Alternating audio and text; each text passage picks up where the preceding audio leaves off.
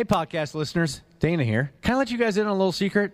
Just between us. We like all of you much, much more than the folks that listen live. But no matter how, when, or where you check out the Hams podcast, we got to give thanks to our friends at Standard Heating for making it all possible. It's been a pretty tame winter so far, but we know well enough that we're not out of the woods yet. So hit up standardheating.com to get them out to your house to make sure your furnace is tuned up to do all of the furnace-y types of things it's supposed to do. I'm still learning the lingo. Make that appointment today. Become a Smart Club member like me. That's standardheating.com. Enjoy the show. The 93X Half-Assed Morning Show. 93.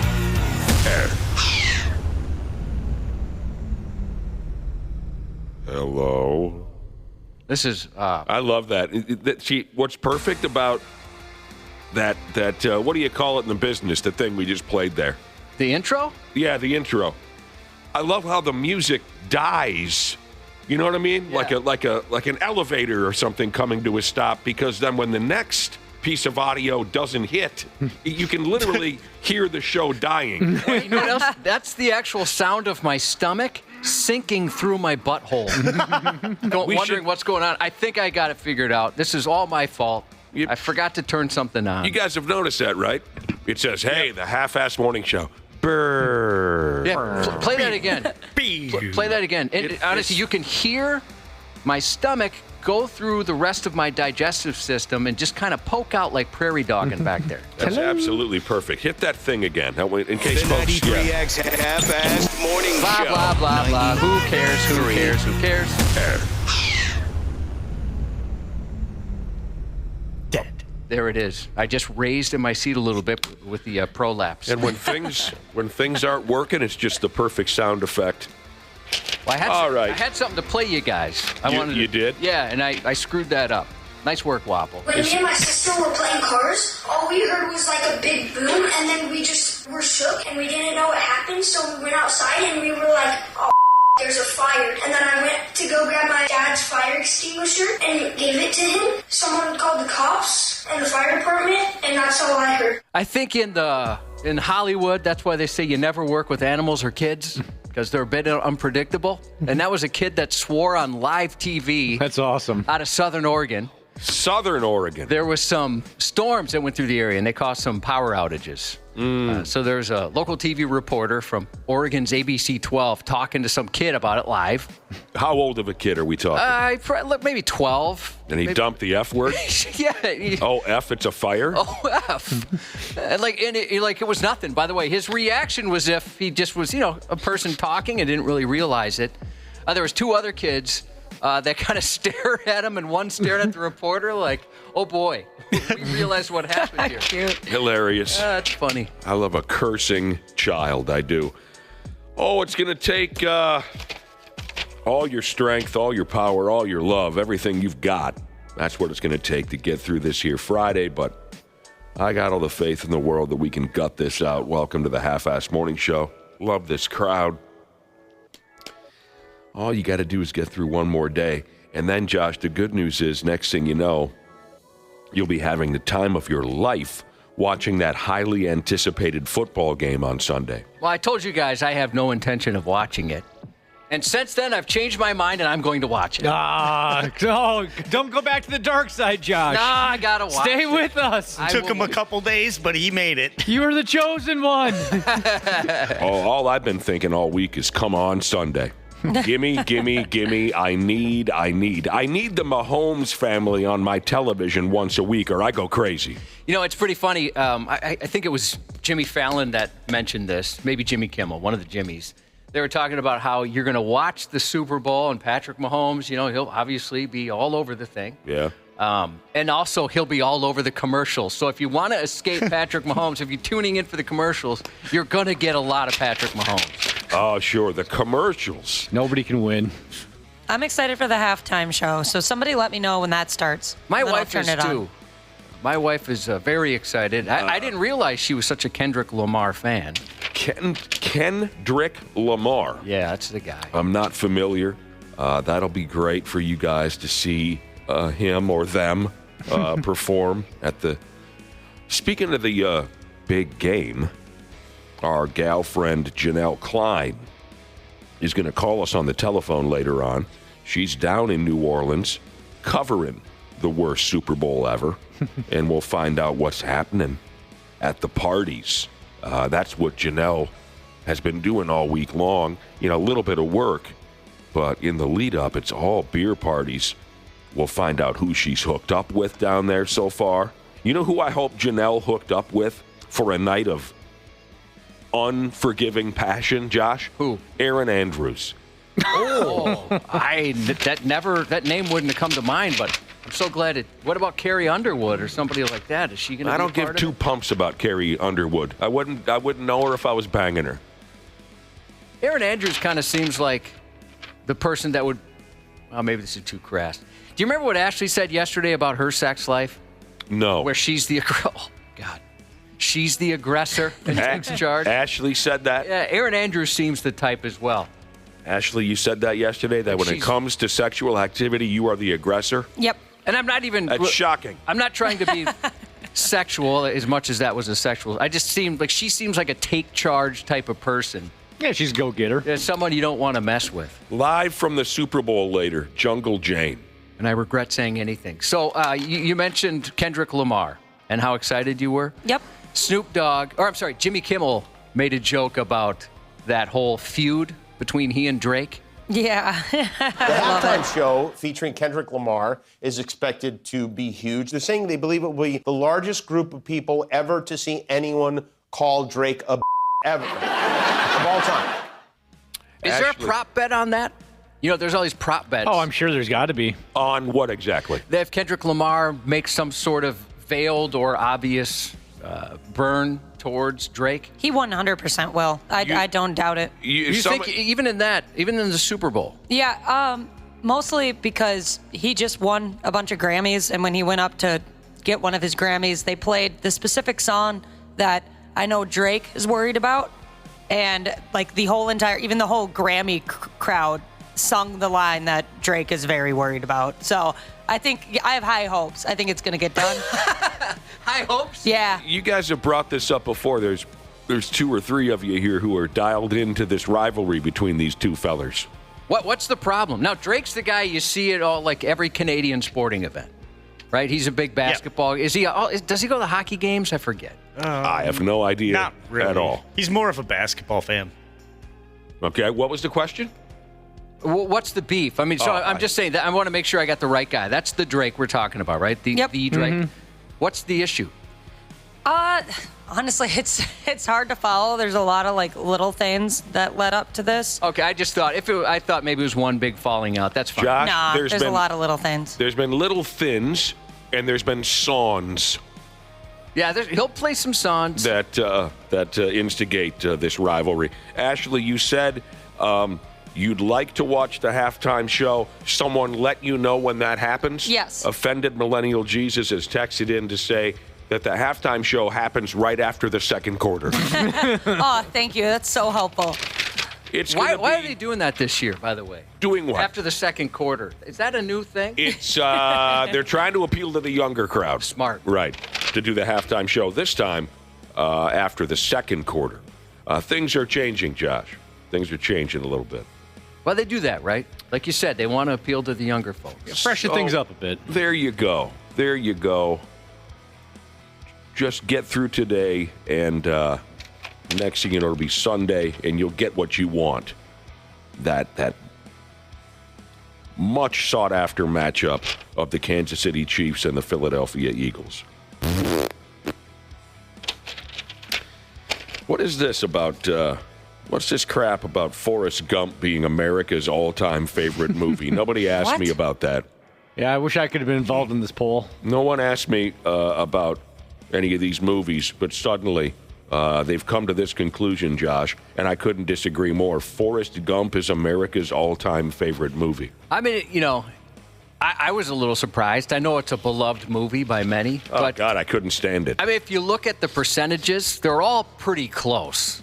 So it wasn't like a landslide or anything like that. So the percentages of people who answered the question. Well, you're right. I mean, they're all like very, very close. It's close, but Forrest Gump was the winner of America's all-time favorite movie. What a kick in the nuts that is. The only time I ever watch Forrest Gump is if I'm ever at the Mall of America and end up at Bubba Gump Shrimp.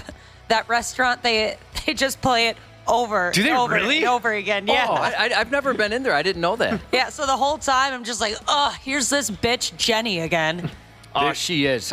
She's very. They really run that on the screen 24 hours a day? Yeah. I had no idea. I feel so bad for the employees. Yeah, I would hate They that. must be. It's like that scene from a 40-year-old virgin where the one guy he's going to snap because he can't stand to see another Michael McDonald music video on the. Okay, Forrest Gump. Yeah, I couldn't stand it the first time I saw it. I liked it. I wanted Forrest Gump to lose. Throughout that entire movie. I did. I rooted for the Vietnamese army. I rooted for a car to hit him while he was jogging down the street. Did you think it was funny when he accidentally... You wanted him to lose at ping pong? Right. What in the big football game, I was hoping he'd end up being taken out on a stretcher. I rooted against Forrest Gump in every aspect of his life. Wish he got hit by a car when he was running. I mentioned that already. Yeah. Missed that Into the one. program. What about the Vietnamese army? Did you cheer for them? No, I hadn't mentioned that one yet. Yeah, Yeah. you should bring That's that a up. funny line, Josh. Yeah, that's right. What about when he accidentally invented the S Happen slogan? It maybe people today. I mean, it was such a big thing when we were growing up. Everybody, had the T-shirt. And stuff I don't even like recall that. When he wipes his face, if I remember right, like wipes his face on a shirt.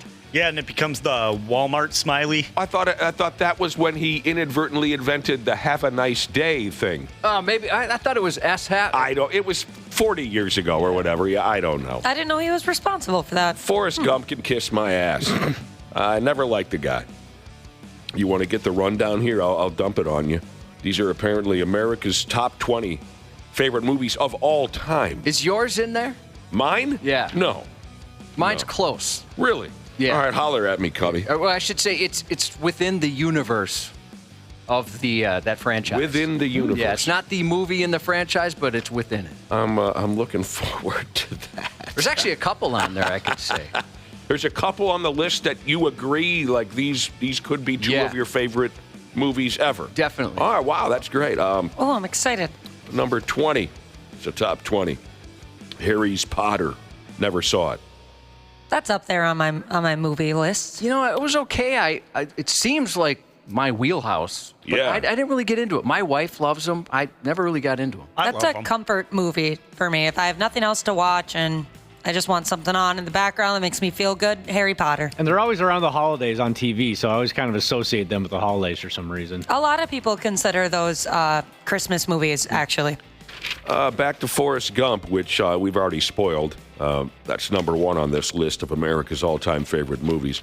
The Up North Metal Mullet Jesus wants to ask if I liked the Forrest Gump soundtrack. Okay, well, you have to remind me. It was a long time ago. What was on the Forrest Gump soundtrack? I couldn't tell you. Well, I mean, yeah, CCR and stuff? If anybody wants to look it up for me, yeah. Well, God, it seems like a lot of work. no, not you, Josh. You bet you have seniority. 19 on the list, Top Gun. Yeah, that would have been, if I made a top 10, that'd be in there for sure. No, it would not. Top Gun, I loved it. I know. I mean, honestly, We've always differed on that. At one time, that was my favorite movie. I know. We've had arguments back and forth for decades on Top Gun. Here are a couple of songs that are on the soundtrack. Yeah. Hound Dog by Michael Stoller. Well, like the Elvis Presley. Oh, it's Elvis Presley. Oh, I see it over there. Yep. Rebel Rouser. Is that the Alabama Fight song or something? You really have no idea what you're talking about, do you? No, That's it just okay. says what the song is and who the artist is. Like Sloopy Blue by the Beach Boys. For Sloop what it's John B, you mean? Yeah. Do we have any accuracy at all with this? For what it's worth. What the hell's going on around Break on through. Mrs. Break on through the Robinson. doors. Yep. Mrs. Robinson. Simon and Garfunkel. I can't touch myself. I can't touch myself? I could Or help myself. My bad. Turn. Can right. you guys read? Yeah, I really Forget don't. it. Just forget it. I don't see any No, names I don't on this like list the soundtrack. that you would like. Yeah. I hate it now. At first I didn't know it. Now I hate it. On the road again. Never heard of that song before. This is Willie Nelson? Yeah, he's joking. Jesus Christ, please get me through this. Today's been kind of weird. I wish I never And would have. It's my fault. I started it's off my poorly. fault. I by asked not about having my button correct. that. Josh, no one cares about your button. That wasn't your fault. That was technical. It's my fault that I even brought up the Forrest Gump soundtrack. Okay. Number 18. I was reading some text. Can we start over with the Forrest Gump soundtrack? Not going to happen. Dana, thank you for saying nothing during that. Because if you would have said something, then I really would have gone. I didn't even want to risk it, man. Yeah. Didn't want to risk it. This is a really pleasant surprise to see selected. By the way, who put this together anyway? Who put this list together? It was SWNS Digital. Whatever. They have a lot of this kind of stuff, like polls and whatnot. Yeah? Okay. What's on their soundtrack, real quick? Can you look that? All right. This is really a pleasant surprise. Makes me very happy to read that. According to SWMS, or whatever Josh just said, their website, the 18th, coming in at number 18 on the top 20 favorite all-time movies for Americans. 18 is Rush Hour. That gives me a good feeling because I love Rush Hour. Oh, boy. Me too. Love so funny. Jackie Chan and Chris Tucker. Whoever cast that movie deserves some sort of award. Those two were definitely. so friggin' hilarious together and terrific. The action scenes were terrific. I even like the sequel. Number 17, Ghost. That was a good movie. Ghostbusters. Ghostbusters. I loved it. I was never a huge fan. Oh, it's fun. Are you serious? Yeah. Maybe it just wasn't the same, however many years later with your age, but. Yeah, I think that's why. It's fun. Bill Murray isn't nearly as funny as everyone gives him credit in that movie to be. I don't know why I wanted to take a shot at Bill Murray right there. I disagree with that. But he's not as funny as everyone thinks he is in that movie. Number 16 is Never Saw Toy Story. I love those movies. Oh, very good. 15, Josh, is this one of the movies you said that would probably make your, is Rocky one of them? Yeah, Rocky 4 would be. Well, but this is just regular Rocky. I know, that's what I'm saying. It was within the universe, right? It's close. This is the closest. I'd say that's probably my all-time So favorite. your favorite Rocky movie is Rocky 4? Yeah. See, this is almost like when you sit jock sniffers down and you ask them about LeBron versus Michael Jordan. It's the same kind of piss and vinegar goes back and forth if you ever ask Rocky fans what their favorite Rocky movie is. 4 is a great one, but I go with Rocky Balboa, which would be officially 6. That is an awesome movie. All right. And, that doesn't get enough love, I don't think. Rocky Balboa. Dude. That was so good. Don't even start. If Rocky 4 just came out at the perfect time It for did. me, and, man, I love that movie. Don't even bring up the stuff in the basement. Don't even ask Rocky if he's upset because Adrian left him. Because she didn't leave him, Paulie. She died. All right. Number 14 on the list of America's all-time favorite movies. 14, the Indiana Jones series. Now, I just noticed this. Some of them are stated as a series, and some of them are stated as standalone movies. Why wasn't Rocky given that option? I agree. Because on number 15 on the list is just Rocky 1, but next up on the list, number 14, is the Indiana Jones series. That's not fair. No, not at all. Indiana Jones, sure, the first couple were a lot of fun. I didn't go beyond that. 13, the Jurassic Park series. I didn't know there was more than one. Oh, gosh. There's quite a few. They're on What the is there, like 5 or 6? No, they're on the 7th. Is coming out this summer. Is that right? Number 7 already. I know I've told you before, but when did the first one come out? 1994, I believe, was the year, and I was 23 years old, 24 years old. And a buddy of mine called me and said, "You want to go see a movie?" I mean, we're 23 years old. We were probably, if not at our wildest, close to our wildest age. Buddy calls me and says, "You want to go see a movie?" I said, "Yeah." I said, "What do you want to go see?" He says, "Jurassic Park." I said, "What, did you land on your friggin' head or something?" It's a kid's movie. At least that's what I thought it was from watching the previews. And in the end, it kind of is a kid's movie, really. And I, what's the word, Josh? I blankfully agreed. Reluctantly is the word, agreed to go see. And we had a blast. It really was fun. Yes, it is kind of a kid's movie, but we had a good time. What do you call number 12 here? Die Hard, but it's not given the series option. It's just Die Hard Part 1. Yeah, that at one time in my life was my favorite movie. You couldn't stop talking about... There was a stretch of time in your life where you could not stop talking about Bruce Willis in general. Yeah, Bruce Willis and Jason Statham probably... Well, shoot, obviously Sylvester Stallone. They would be my favorite action stars of all time. Jason Statham, you said? Yeah. Except Crank sucked. I didn't like Crank. and there's a lot of people text in and don't understand why I didn't like it. Just the fact, come on, he had sex to keep the heart rate up. In public. I understand, but come on. That's a ridiculous movie. One of my favorite memories of our career here on the radio together was Josh vehemently arguing with our movie review guy over whether or not Crank sucked. And Josh would not let it go. No, that was stupid. I should have let it go. No, that was hilarious because the movie review guy, he thought he was a cut above you. Oh, he's very well educated. As far as intelligence and all, he Certainly. thought he carried himself, and he thought, well, I'm not going to back down to this radio dork. And he kept saying, well, Crank was good for this reason and that reason. And Josh just kept saying loudly into the microphone, Crank sucked. Because I was so disappointed. I love Jason Statham. I'm a let it go guy now, though. I'll just let it go. I don't need to get in the argument. Well, You win. You're smart. I'm dumb. You're an older man now.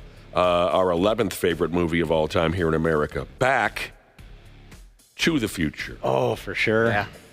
Still a lot of fun. Anytime. I love those first two. The third was good. Number 10, never saw it all the way through, The Godfather. I haven't either. Bits and pieces. Yep, And not all the way through. You'd think I would because I love gangster movies, but there's just something about the guy. Number 9, the Star Wars series. We Americans love that so much, it's fallen into the 9th place. Star Wars series, never really grabbed me. The original I liked quite a bit. Number 8, unfortunately, it's blurred out. The Printer. Oh, I have it here if you want me to help. Well, you can't say for sure what comes in at number 8 because the printer went sideways on it. You can't read that. I printed mine before I printed yours. You really okay? What do you think it is? It says here at number 8, again above Top Gun and Rush Hour and Ghostbusters and Rocky and Back to Indiana the Jones right? and Die Hard and Back to the Future. What is it? And above The Godfather and Star Wars. Yeah. Comes the Fast and the Furious series. That can't be it. Okay, this is outrageous. It needs to be much higher than 9.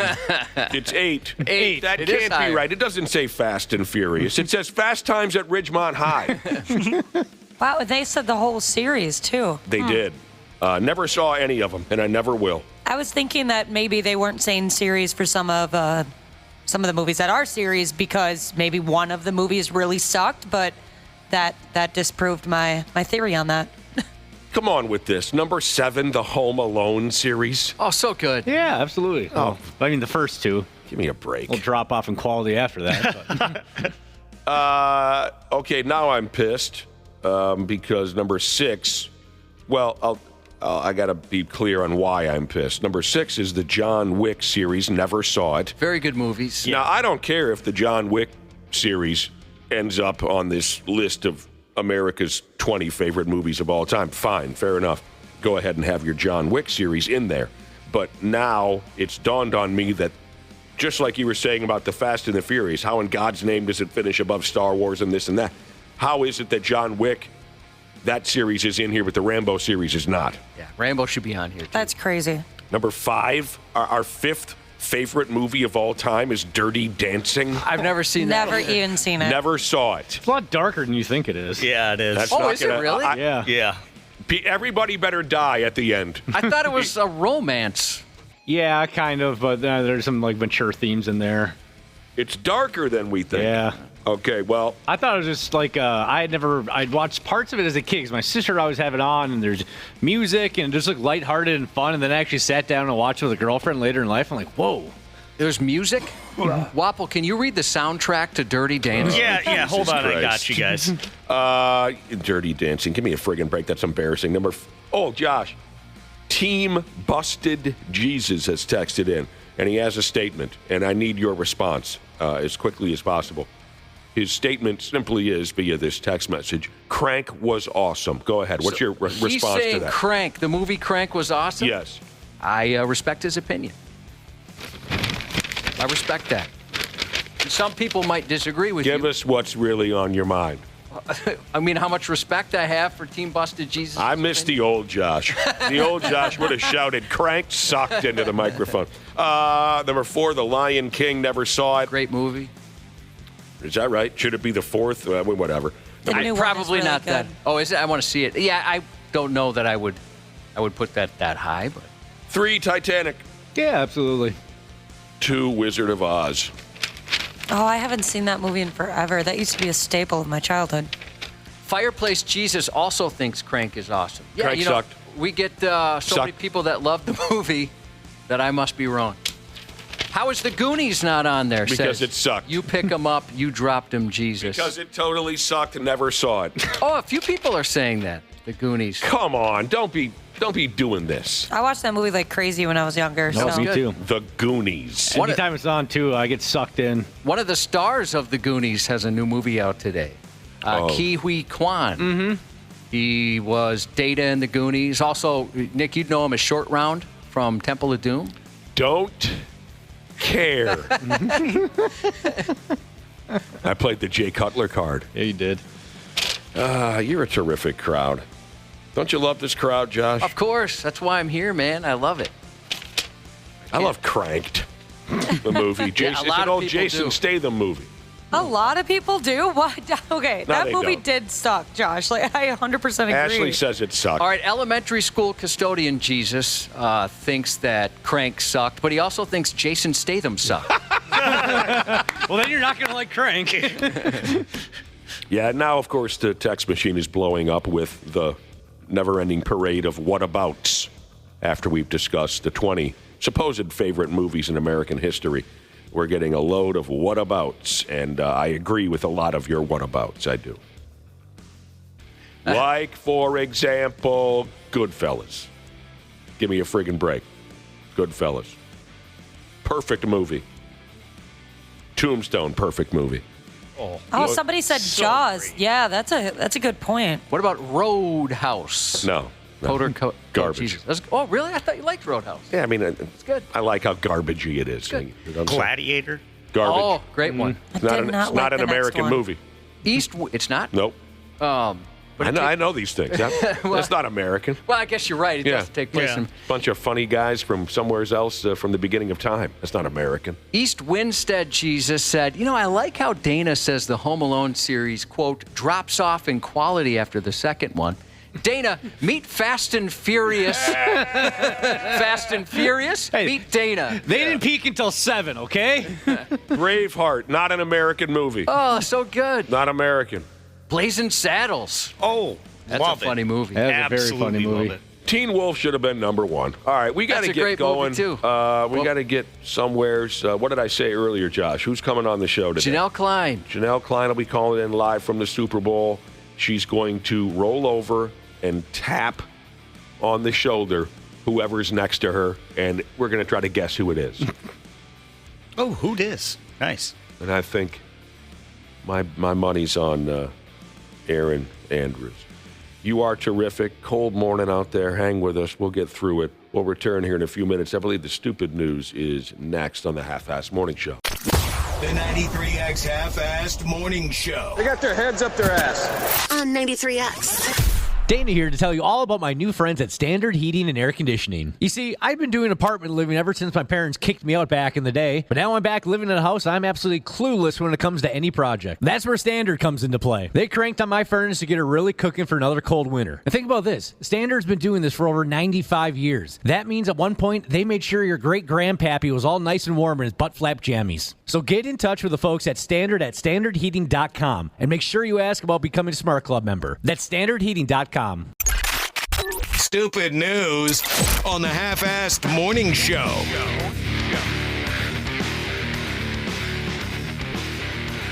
Back and forth we went a few minutes ago discussing America's 20 favorite movies of all time, supposedly, according to some survey.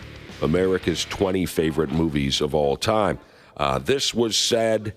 That was discussed. I'll tell you what number one is in just a minute, in case you missed it. Somehow we got to talking, not that this movie made the top 20. No, it didn't. But we got to talking about one of Josh's least favorite movies, a pile of dog feces from about 20 years ago called Crank, starring Jason Statham, right? Josh hates Crank. Found out a lot of people actually like it. Josh. Yes. Does it change your opinion at all? It's been a few years probably. Does it change your idea on Crank at all to learn that Dwight Yoakam was in Crank? He was. I don't remember that. That's according to one of our listeners, country singer Dwight Yoakam, who I really, really like as an actor. He's a terrific actor. Specifically, he played a great evil bad guy prick bastard in that movie Sling Blade. You remember Sling Blade? I sure do. So Dwight Yoakam in Crank, does that change your thoughts on it at all? Well, yeah, hate is a strong word. I don't hate You friggin' hate Crank. Well, I used to hate the movie. I've mellowed out since then. I don't really hate much anymore. You know what I hate? What? Hate. I hate hate. That's deep, man. Yeah, and I love love. I love it. To call the police, you push 911 and just tell them to bring an ambulance or a hearse if you're going to kill me. That's Dwight Yoakam's best line in Sling Blade, right before Big Gary, whatever his name is. Big Gary, what was his name in Sling Blade? Oh, it's been a long time. He hacked him in the brain with that Sickle? Kaiser blade. Whatever they called it. Now, when we discussed the supposed 20 favorite movies in American history, a lot of you texted in with your whatabouts. What about this movie? What about that movie? That did not make the list, and I agreed with some of them. One stood out, and it is interesting. On this list of 20 favorite movies, you had all the big fat-ass moneymakers like Star Wars. Let's see if I can read my handwriting here. Rocky, Godfather, Back to the Future, Indiana Jones, Jurassic Park. So when you read all of those, how in God's name did E.T. not find his tired carcass in that top 20? Because that was absolutely off the charts, massive, held the #1 top-selling movie of all time for 30 years. That's a good one. Somebody else mentioned The Princess Bride, which I think is the perfect movie. There's something in there for everybody. Where in the hell did E.T. go? That's surprising that wasn't on the list. I mean, don't get me wrong. I love Rush Hour. Yeah. But if you said, hey, one of these movies is on the list, I would say E.T. by a landslide. Another main character that I rooted against. E.T.? Yeah. Dude, no, I don't like that. I was hollering from the third row, crack him open. Let's find out what makes him tick. He's an alien. Get him. Don't let him go home. Kill him. I remember me, my brother, and my sister all bawling watching that movie. I think that's the first movie I ever cried to. Yeah, that messed me up a little. Oh, I hated E.T. Get out of here. You know, go back to your planet. We don't want you. He just wants some Reese's Pieces, man. He was here to start trouble from the get-go. Now, #1 on the list was Forrest Gump, and I mentioned that I disliked that movie quite a bit. Tom Hanks bore me to death. I just thought it was garbage. Swamp Stomping Jesus texted in with a question, and he wants to know, how happy were you when Forrest's mama died? And I have to say that scene pleased me. It did. When Forrest's mother died. I said, you know what I said? That didn't please I said that now this movie's picking up. Now we're talking, I said. Yeah, did you turn to whoever you're with and go, I didn't know this was a comedy? Yeah. Oh, it's about to get good. You know who I went to that movie with, by God? Who that? Was a blonde gal, and then you fast forward 30-some years, she ended up being my friggin' wife. Is that right? That's right. Oh, that's cute. And we both were annoyed by Forrest Gump. I remember we both thought, okay, enough with this friggin' guy. But yeah, Forrest mama death scene, yeah, it picked up my spirits a little bit. You didn't feel that way. You're not a monster. You hate just like I do. On to the stupid news, our final for the work week. Cubby, we got to go ahead right from the get-go. We got to go ahead with a code brown alarm, if you don't mind. I've always got Code one brown. on the ready.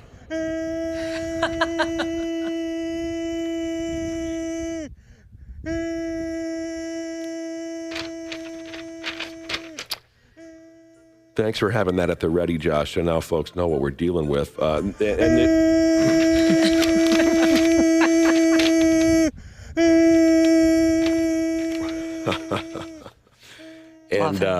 that code brown isn't being issued for anyone here on the radio show, thankfully. This is a retroactive code brown, and we're firing it off for a Chinese lady. She could have used that code brown alarm a few days ago.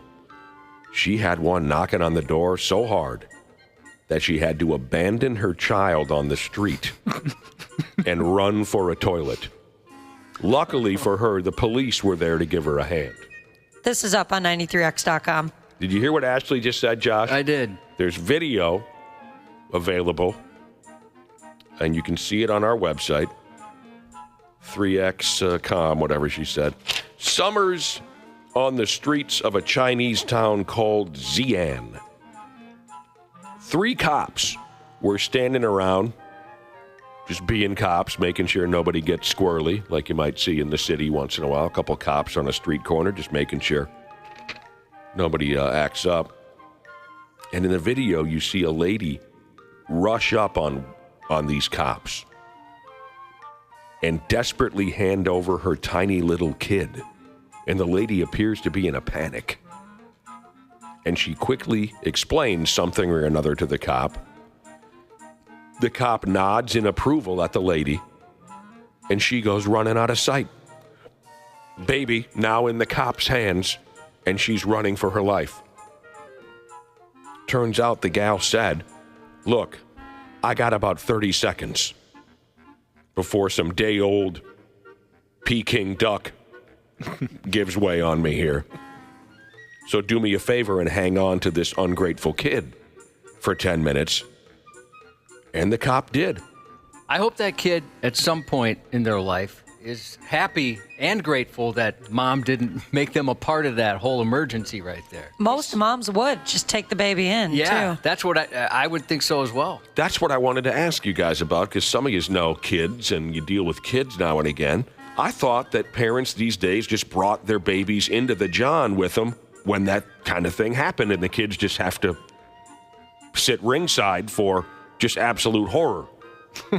Right? Yeah. So that's a Yeah, comment. I guess. I kind of assumed that. I'm not a Exactly. parent, obviously. She must have known this is going to be a keeper. Yeah. And I don't even want my infant child to experience this trauma. Yeah, to traumatize this young of an age. Hands the baby off to a cop. And the little kid, just fell asleep right in the cop's arms. It was just so funny to see this heavily uniformed, heavily armed guy hanging on to a...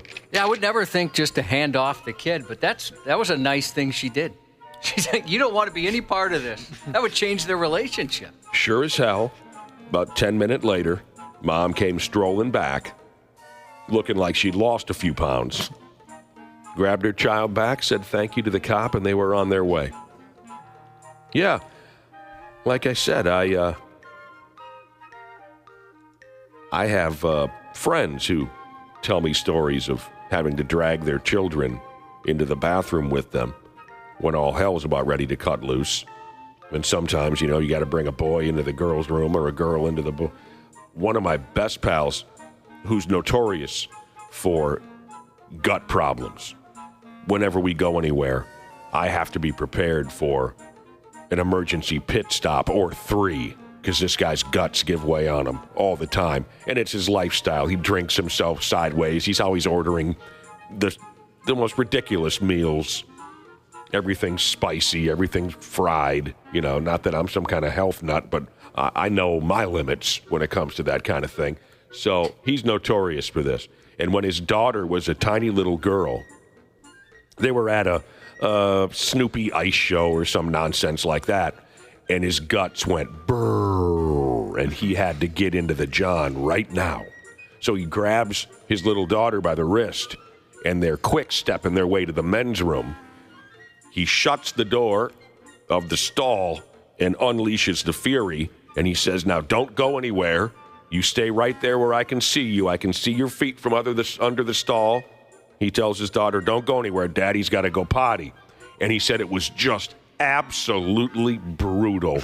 The noise and the and 10 minutes go by, 15 minutes go. He can't get rid of the evil. He's just sitting and creating this awful mess. And his daughter behaves herself perfectly, stands right outside that stall. But when they hit about the 25-minute mark, you hear her tiny little voice through the door. She says, Daddy, are you going to be okay? I've definitely been in a public bathroom where you hear all of a sudden there's a little kid in there with dad. I've heard that before. Fun Size She's It said, yup, being a mom means you have a bathroom buddy now. So not only do the dogs insist on being with her, but the little lady's in there too. Bathroom party of 4. Speaking of dogs, I was walking mine around the lake once, and I brought him into the biff with me. Oh, yeah, I've brought my dog Yeah, into the is that biff. pretty common? Definitely. Yeah, I mean, a dog don't care, that's for sure. Dog probably loves it. Yeah, they want to be a part of A lot that. of unique smells in that thing. Yeah, they want to get their face right in the bottom of that tank.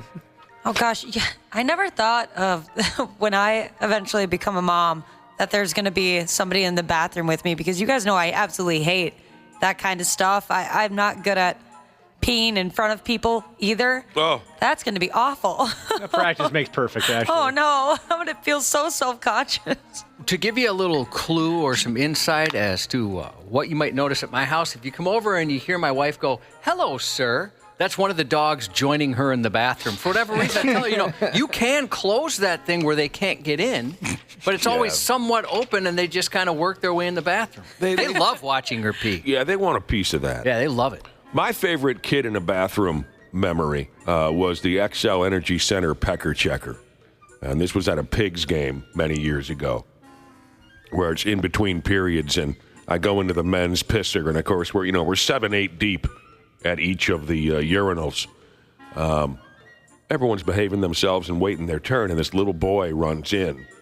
Tiny, I mean, I'm no good at estimating ages. He's pretty mobile, so I don't know, 4 or 5. He's able to run around and get around.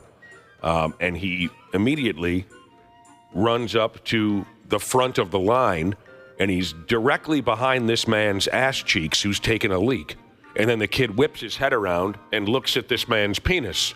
And then he goes to the next guy, right behind the next guy's ass cheeks. And he whips around and looks at that guy's penis. He was the Pecker Checker. And everyone's like, "Oh, hey, kid, what do you do?" And finally, this dad comes in. "Donnie, get out here, for Christ's sake. I told you not to run. Get out of there, Donnie." Dad's chewing the kid out for being the Pecker Checker. That dad, if he happens to be listening, somehow, if the universe works that way, I got to thank him and thank you, Nick, because you've told that story. And I taught my youngest from a very young age not to be the Pecker Checker for that reason. You got to give folks their own personal space. Yeah. Kids are curious. They don't know any better. Yeah, I want to see this guy's pecker and that guy's pecker and this guy. It was a fun night. Except for Donnie's dad. He did not consider that a fun night. He was pretty upset and embarrassed. Yeah, that'd be embarrassing for sure. Now, this here sounds like a situation where I believe people should give a player a break. And I'm thinking you're all going to agree with me on this one. An Italian doctor. Oh, he's under investigation after giving his cat a CAT scan, and I'm not trying to be cute with that. The doctor feller, he gave his cat a CAT scan at a hospital. A hospital for human beings. Yeah. And then he dumped a life-saving operation on his kitty at that same hospital. Because the kitty was all effed up. It was.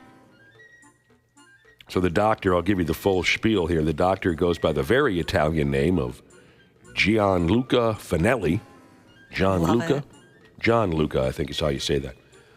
What happened was, his effing cat, Fat Nuts is the name, Fat Nuts fell smooth off of a roof. 6 damn floors he fell. Old Fat Nuts. And he landed on the back of his little kitty head. So Dr. Finelli snatches him up, took the sorry bastard to the hospital where he works. Over there at the hospital, Dr. Finelli is the manager of the radiology unit, whatever that means. He works there. Dr. Finelli said he was hanging between life and death. Speaking of Fat Nuts, I knew the only way to save him was if I acted quickly. So he throws Fat Nuts into the CAT scan machine, and then he cracks him open and saves him life, saves his life with an emergency surgery. Good for him. But seeing how Fat Nuts got worked on at a people's hospital, the local health authority, Josh, again with those people. They're always getting in the way of fun. The local health authority, whoever they are, they got all uppity about it. And now Dr. Finelli could face charges of wasting public money and depriving patients of essential services. Now, Finelli's calling BS on all that. He said he used the hospital equipment after hours. There wasn't one swinging D in there, he says, in line for a human x-ray. There weren't any patients there at all. You're right, Nick. Give him a break. Yeah, I don't understand either. Maybe we're missing something completely obvious, but as long as he, squeegees it afterwards or whatever he does, and if it costs a couple bucks, pay that. And that's exactly, Josh, it's perfect that you brought that up. Dr. Finelli, he's very effing apologetic over the situation. He says, I'm sorry if all of this led to a violation of the rules. I'll reimburse the hospital if that's what they want, just like Josh just mentioned. He said, I'm a doctor, for Pete's sake. My mission is to save lives. I don't care if you're a stupid, inferior dog or a superior cat or a human. Whatevs, he said. Whatevs. I'm a doctor. My job is to save lives. If my cat died, he said, I would never have been able to forgive myself, especially because my children love fat nuts. So why don't we go ahead and let this one go, huh, Cubby? Yeah, and what I don't understand is how this even got out. It seems like, whatever the equivalent here would be, just say, hey, dude, you can't do that type of thing. But I guess because the investigation becomes public. I'm laughing because Nick just coughed and all these papers went flying everywhere. I blew all of my show prep off the table with a very infected cough. Just talk to the guy behind closed doors. I don't know how it became a public thing. The Italian health authority, whoever they are. Like Josh also said, I'm sure Dr. Finelli will clean up the cat hair. Everything will go back to normal. Trying to save fat nuts fell off a roof, for Christ's sake. And he didn't, Worth it. Like he said, he didn't tell someone's grandma she's going to have to wait. No. Yeah, if they wanted to fire me, I'd say do it. I saved my cat's life. Screw you. Yeah, and the kids love fat nuts. Love my kitty. What is this now? Oh, God. Oh, I've seen plenty of snow dongs in my day, as everybody knows around here in Minnesota. When we get a big, fat, wet snowfall, it's tradition to create wildly oversized snow rods in our yards. It is fun. Balls and all. Mm-hmm. We have a lot of laughs with it. We're cool like that. Snow dongs, it's a normal thing around here. I'm not very good at it, but I've certainly given it a shot. But what I have here for you, it looks like a snowstorm hit miserable Kansas City, Missouri, and somebody put together a gargantuan snow ass. This is up on 93x.com, and it's beautiful. It's hilarious. A lot of cellulite, I noticed. They're very good at carving out a big butt. It's impressive that they've got the start of the thigh gap there too. That must have took some work. You could probably slither on through that. This guy's good. You think you could get through the gap? Yeah. Oh, that looks very small. Says here an artist by the name of Zeke Henry and some of his friends, so he's a real deal artist.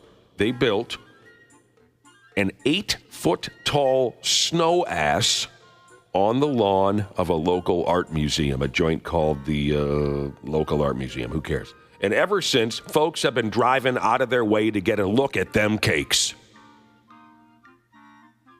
Zeke, again, the artist responsible for the biggest dumper in all of Missouri, he said, everybody has a butt. True. And everybody likes a good butt. So it all just made sense. Zeke and his girlfriend and 3 friends spent 5 hours pounding that ass into shape. They said they wanted to do something that makes people happy. Here's more from this Zeke character. He said, I just drove by yesterday to see his creation again, and there were 8 kids running around and slapping the butt. You'd have to. He said it made me laugh. I was damn near crying. There's something happy and good about the absurd. I'm kind of surprised, Josh, that the uptight jagoffs that crack down on all the fun these days, I'm surprised they haven't made some silly moral stand over this gimmick. People can become quite anal over snow butts. Because after all, Josh, how am I supposed to explain that to my kids? You do wonder. Oh, I bet the kids are the biggest fan of it. Kids love butts. I love butt jokes. Won't somebody please think of the children? Oh. Oh my gosh. What was that? Kids do love butts, They don't love they? it. Yeah, butt humor, all that kind of stuff. Now, Zeke, the artist, says that if Kansas City gets another snowstorm, he and his friends are going to go right back out to that lawn and create something. How about a snow plug? Sure. I was thinking just a bigger butt, but yeah, you could have a bigger butt. Yeah, I mean, they got an 8-footer. Why not double it? 16-footer. I'm going to go snow plug or snow turd. Oh, the snow turd would be fun. Park that right next to that giant ass. And the kids, wait, what do kids love even more than butts? Poop. Yeah. Yeah, certainly. Farts. Yeah. Fun. Well, we're going to get a snowfall tomorrow, right? That's what it sounds like. Maybe we could... Not a damn thing's going to happen.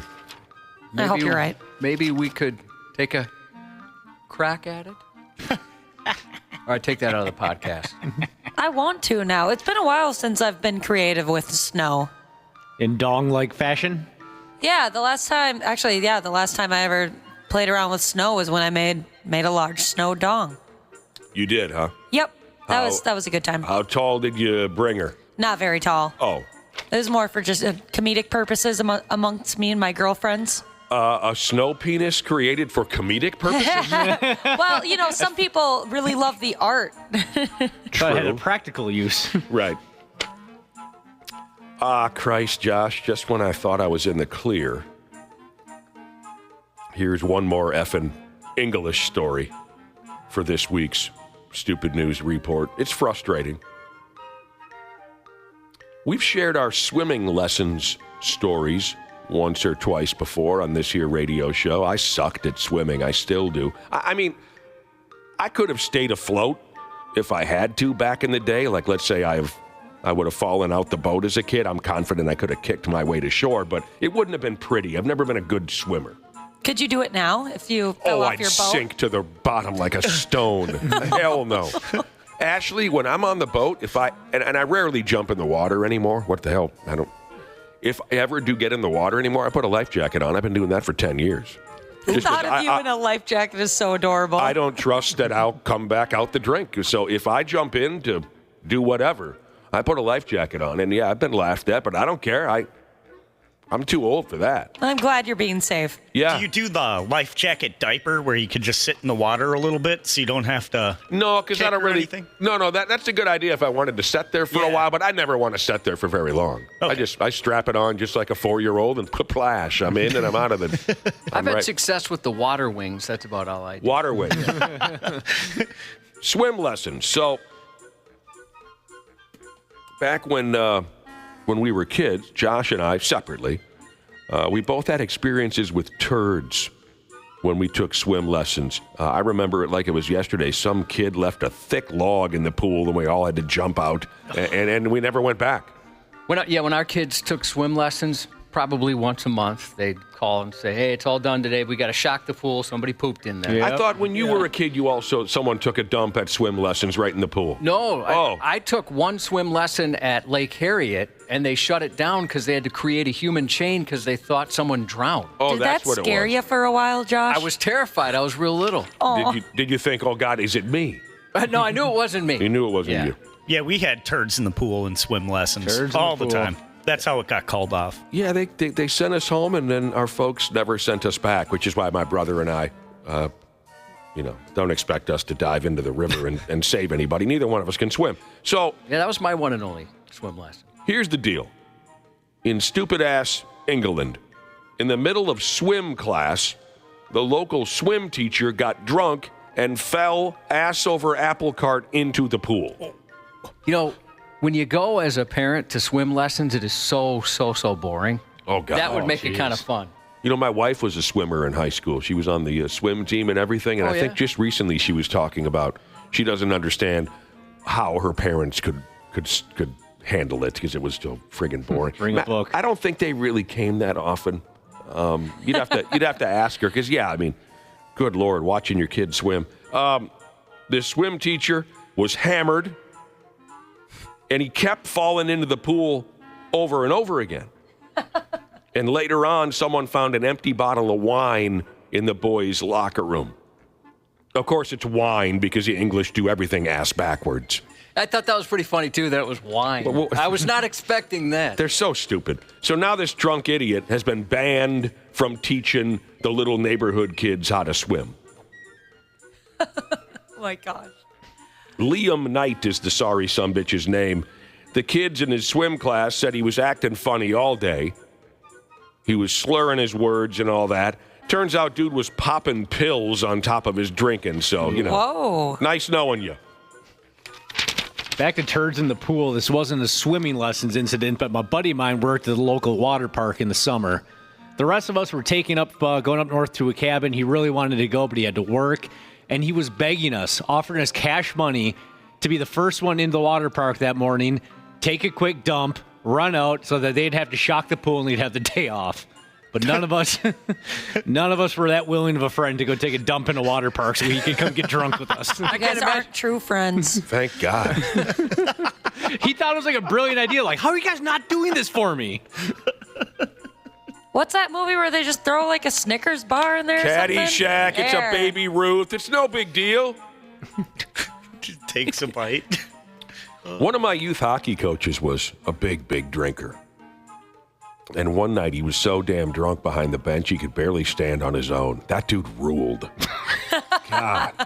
I've told you about him before. He was the dude that would wipe his Copenhagen finger on my white jersey and my white hockey socks to where my mom had to ask me, why does it look like you have poop stains all up and down your jersey when you're out? I'd have to say, it's our coach. He chews Kopi. He drinks and he effing rules. He would put a big fatty in his lip and then take his brown Kopi finger and swipe it across my chest. It was just because he was a pimp is what he was. Our old boss did the Baby Ruth trick. Somebody left their keys sitting on a table. He grabbed their car keys. This was at our old building. And he put them in the toilet and he put a Baby Ruth in there and told the guy, hey, I think those are your keys in the toilet, to try and piss him off. Oh, he was furious. The guy whose keys it was enraged. You would get in so much trouble nowadays. Oh, yeah, you're right. Well, your keys would be ruined nowadays because everybody has like the electronic ones. Yeah, good point. These were, just back in the day, it was just keys. No fob on there or anything. Oh, that's great. Spalding, no. All right, Cubby tells me that this year coming Sunday is National Pizza Day, so take that in whatever direction you like. National Pizza Day. Check this out. A pizza chain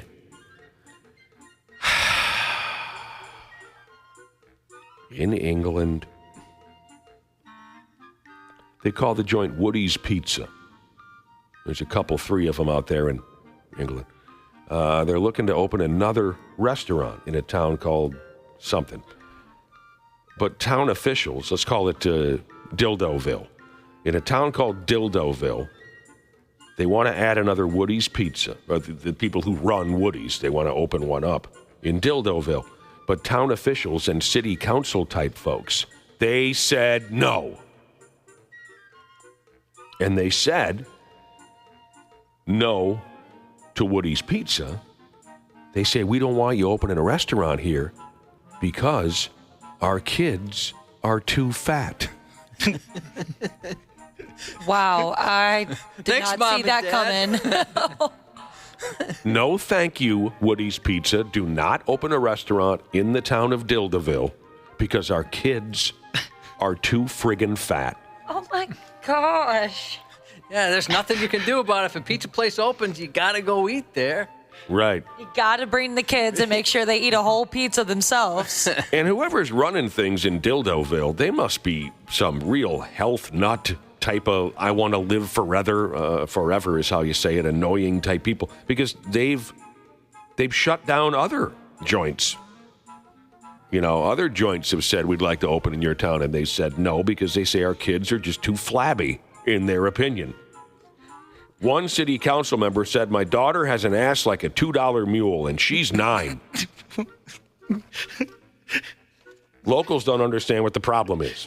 One dude said, I don't think there's an issue. The children are all right here. I haven't seen anything where kids are obese. But, maybe that dude just wants a Woody's Pizza in his neighborhood. I don't know. Someone else came forward with numbers and said that 20% of the 10 and 11-year-old towns, that doesn't make any sense, 20% of the 10 and 11-year-old kids in town are obese. And I have no idea how that compares to the rest of the world. It seems to me like that's, 20% maybe. I guess I don't know. It says that in the United States, about 19.7% of children and adolescents are obese. So they're right on trend with the rest of the country. No thanks. We got fat kids here, and we don't need them getting any fatter. Kid just crying. I wanted the pizza. No pizza parties until you knock off a few pounds there, Malcolm. All those kids are going to have weight issues. Hey, saddlebags, give me a lap. Oh, poor kids. I'm not fat. I'm aerodynamic. Jesus said, every pizza is a personal pizza if you try hard enough. True. That's a good attitude to have. The kids in Dildoville are going to be going to salad parties until they get out of high school. Terrible. Because the mayor says they're all too fat. Hey, Josh, do you like toppings on your pizza? I do, yes. I put them on. Before we get out of here, there's a Pizza Hut restaurant in China that's serving a pizza pie with fraud on top. I think it's frog. Reread that. There's a Pizza Hut restaurant in China that's serving a pizza pie with fraud on top. My mistake. Yuck. Oh, no, you're right. It's not fraud, it's frog. Yeah, that's what I thought. A whole fried frog is placed on the top of the pie. That's not even cut up a little bit? They don't even cut it up a little bit. It's a whole fried frog. Oh, my gosh. I wonder if the eyes are still there. Has anyone here tried It's frog? always the eyes. I'm sorry? Has anyone here tried frog? No. Yes, No, but frog legs. You have had frog? I have Yes. tried fraud. I have. You were quite good at it Yes, for a while. I was. Sports on the 93X Half-Assed Morning Show. The prompter. I'm sorry, guys, but the prompter.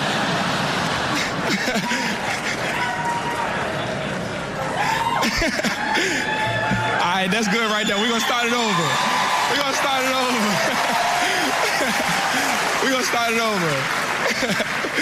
Playing wide receiver in the NFL is a dream job. What in the hell's going on there, Josh? Justin Jefferson, he was trying to talk at NFL Honors last night. NFL Honors. Did you watch the program? I didn't. I recorded it. I'll go back and watch. Don't watch that. Why not? It's just the season's over. Well, I mean, yeah, I understand, but I wanted to see this moment. What did he do? So he's trying to give a little talk, and the teleprompter stopped working. So he's obviously up there embarrassed, sitting there going, I don't know what to do here, and that's what he ended up with. What, he can't improvise? God, the Vikings suck at everything. Improvise a little bit, will you? All right. Speaking of the Vikings, and we'll cover this when Brad Ryder and Janelle Klein join us in about a half hour. Big, I suppose, big accomplishments for the Vikings head coach and an ex-Viking going into the Hall of Fame. We'll tell you about that. Timberwolves made no moves yesterday before the trade deadline, and then they went out and had an outstanding game against the Houston Rockets. I'm looking forward to talking to Brad Ryder about that. And the Pigs are back on track. They picked up a win last night at home over the Carolina Hurricane. When we talk to Janelle Klein, she's calling in from the worst Super Bowl ever. She's in New Orleans covering the game. She's been partying all week. And we can't wait to find out who she's hooked up with. So that's all very exciting. But don't go anywhere. Josh's news is right around the corner. The 93X Half-Assed Morning Show. They got their heads up their ass. On 93X. Dana here to tell you all about my new friends at Standard Heating and Air Conditioning. You see, I've been doing apartment living ever since my parents kicked me out back in the day, but now I'm back living in a house. I'm absolutely clueless when it comes to any project. That's where Standard comes into play. They cranked on my furnace to get it really cooking for another cold winter. And think about this. Standard's been doing this for over 95 years. That means at one point, they made sure your great-grandpappy was all nice and warm in his butt-flap jammies. So get in touch with the folks at standardheating.com and make sure you ask about becoming a Smart Club member. That's standardheating.com. Half-assed morning show. 93X. This involved a 4-year-old pre-K student, and there appeared to be a callousness almost from the adult that was involved in this. A Tennessee teacher ended up in the principal's office after kneeing a preschooler to the ground. 37-year-old Brandy Murphy, a teacher at LaGrange Moscow Elementary School, was arrested Monday after investigators said she quite literally took a kid down in the hallway on the way to the cafeteria. I'm not afraid of a preschooler. You're not? No. They frighten me a little bit. And it wasn't an accident. It was a full-on knee-to-the-body takedown. And unsurprisingly, Murphy was immediately and indefinitely suspended. We live in a nation where we would expect that kind of the golden rule should exist and that we should treat others as we should expect to be treated ourselves. And to do something of a nature that is assaultive towards a 4-year-old is definitely something that is unacceptable. Court documents say the student was walking like any normal kid heading for lunch when Murphy came down the same side of the hallway. She grabbed the student, moved them from her left to her right, and then when the student shifted back, she came at him with a William Regal knee trembler. Dude. And just then, she started to walk away, leaving the poor kid crying on the floor. Tough school. Documents say she eventually came back, though, but not to check on the kid. She stole his water bottle. Oh, what? Man. What'd this kid do to her? I don't know. Tough school. Investigators weren't having it, calling her actions intentional and cruel. Meanwhile, the superintendent made it clear the district does not endorse body-slamming students, saying, "We remain steadfast in our commitment to providing a safe and supportive learning environment for all students." Well, I'll be damned. Yeah, I'd love to be in that interview room and figure out just what happened. A 4-year-old kid. He looked at her funny. Must have. A virtual superintendent forum got a lot more entertaining Tuesday when a pornographic image suddenly appeared on screen. Pornos are still popping up on Zoom meetings. Yeah, they are. Yeah. I love that they haven't straightened out this technology yet. Much to the surprise of parents and quite shocking for school officials hosting the virtual event. One parent writing in a community Facebook group, quote, "This raises serious questions about what is being accessed on district computers and what safeguards are in place to prevent inappropriate content from appearing in an educational setting." The Zoom meeting, meant to be a Q&A for parents, had 2 sessions, one at noon and another at 6 p.m. Toward the end of the first one, the explicit image popped up for several seconds before being removed. Another writing, quote, "Unfortunately, it was on the screen for a little minute before it was removed because it looked like the board members were in complete shock, like everyone froze or something. Who knows? It was embarrassing." While some saw humor in the bizarre moment, many were upset, raising concerns about online security and questioning whether the district's safeguards are strong enough to prevent inappropriate content in an educational setting. Well, you can never 100% prevent inappropriate content anymore, can you, Josh? Doesn't seem that way, right? No. So you're going to see a porno at one point or another. If you've got a motivated porn fan, they'll figure out a way. That's exactly right. A school spokesperson said they're investigating, but claimed the situation was out of their control. Out of their control.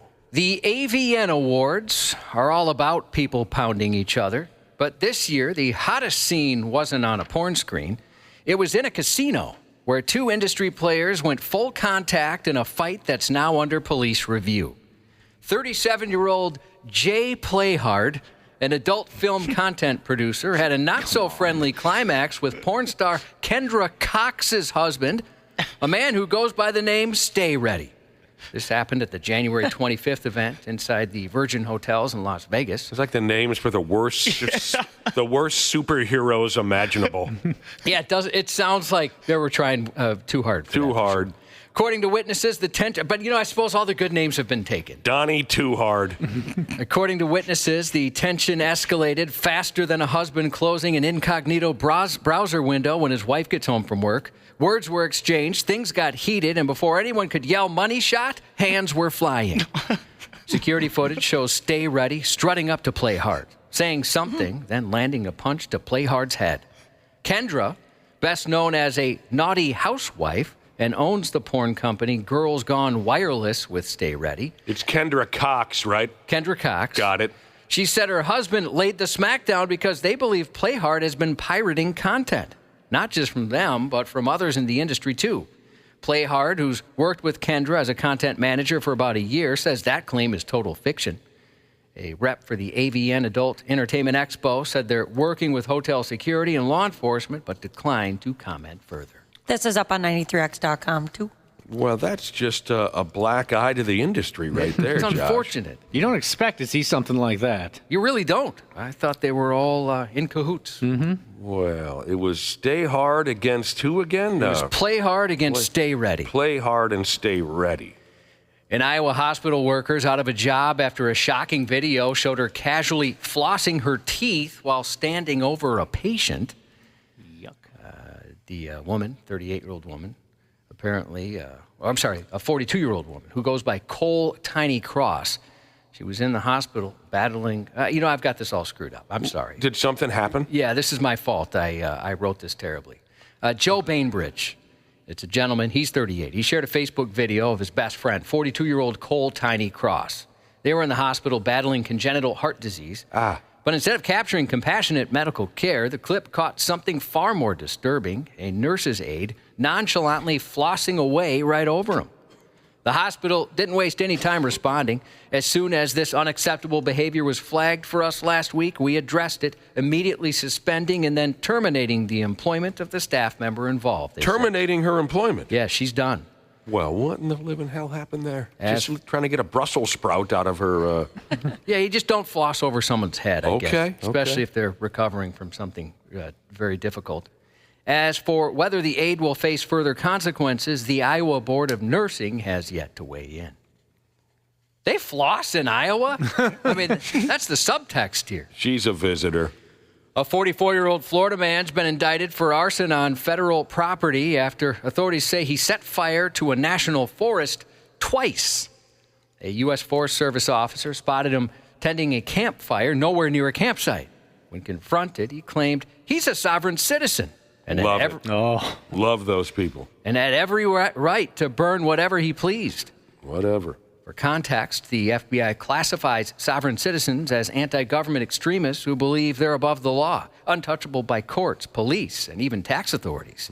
2 days later, the same man was back burning the forest again. When police tracked him down and tried to read him his rights, he bolted.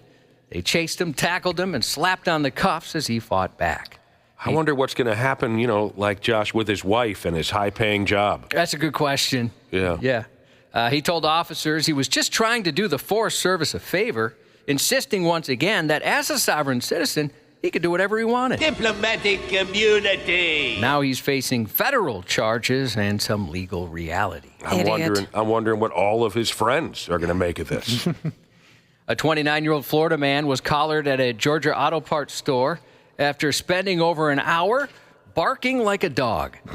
According to police, the owner of an advanced auto parts store was called officers about a man who'd been loitering outside, making nonstop barking noises.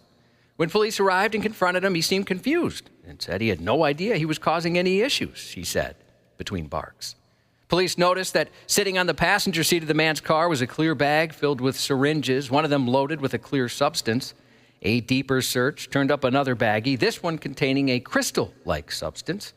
When an officer asked what was in the syringe, the man replied, blood. Oh. But a quick field test confirmed it was meth.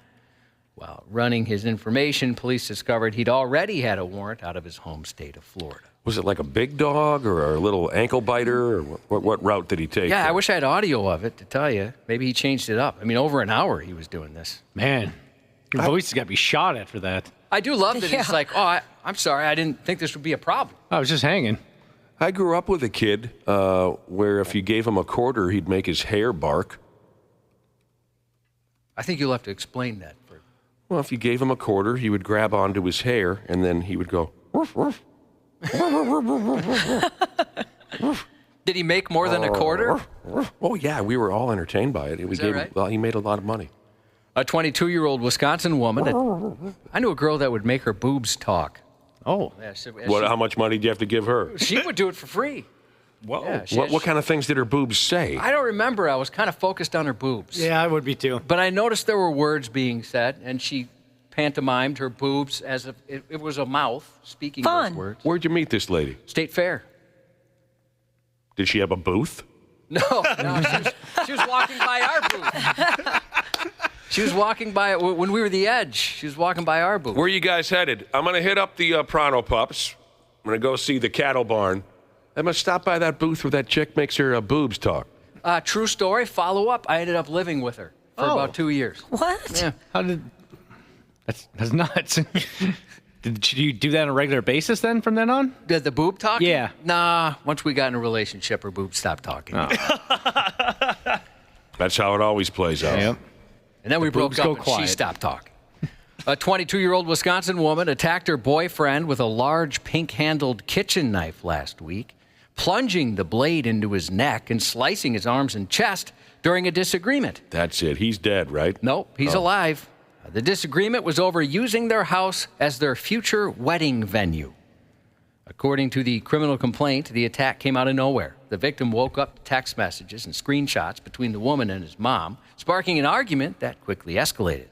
Before the stabbing, the woman told police she'd been discussing the wedding venue via text with her boyfriend and boyfriend's mom.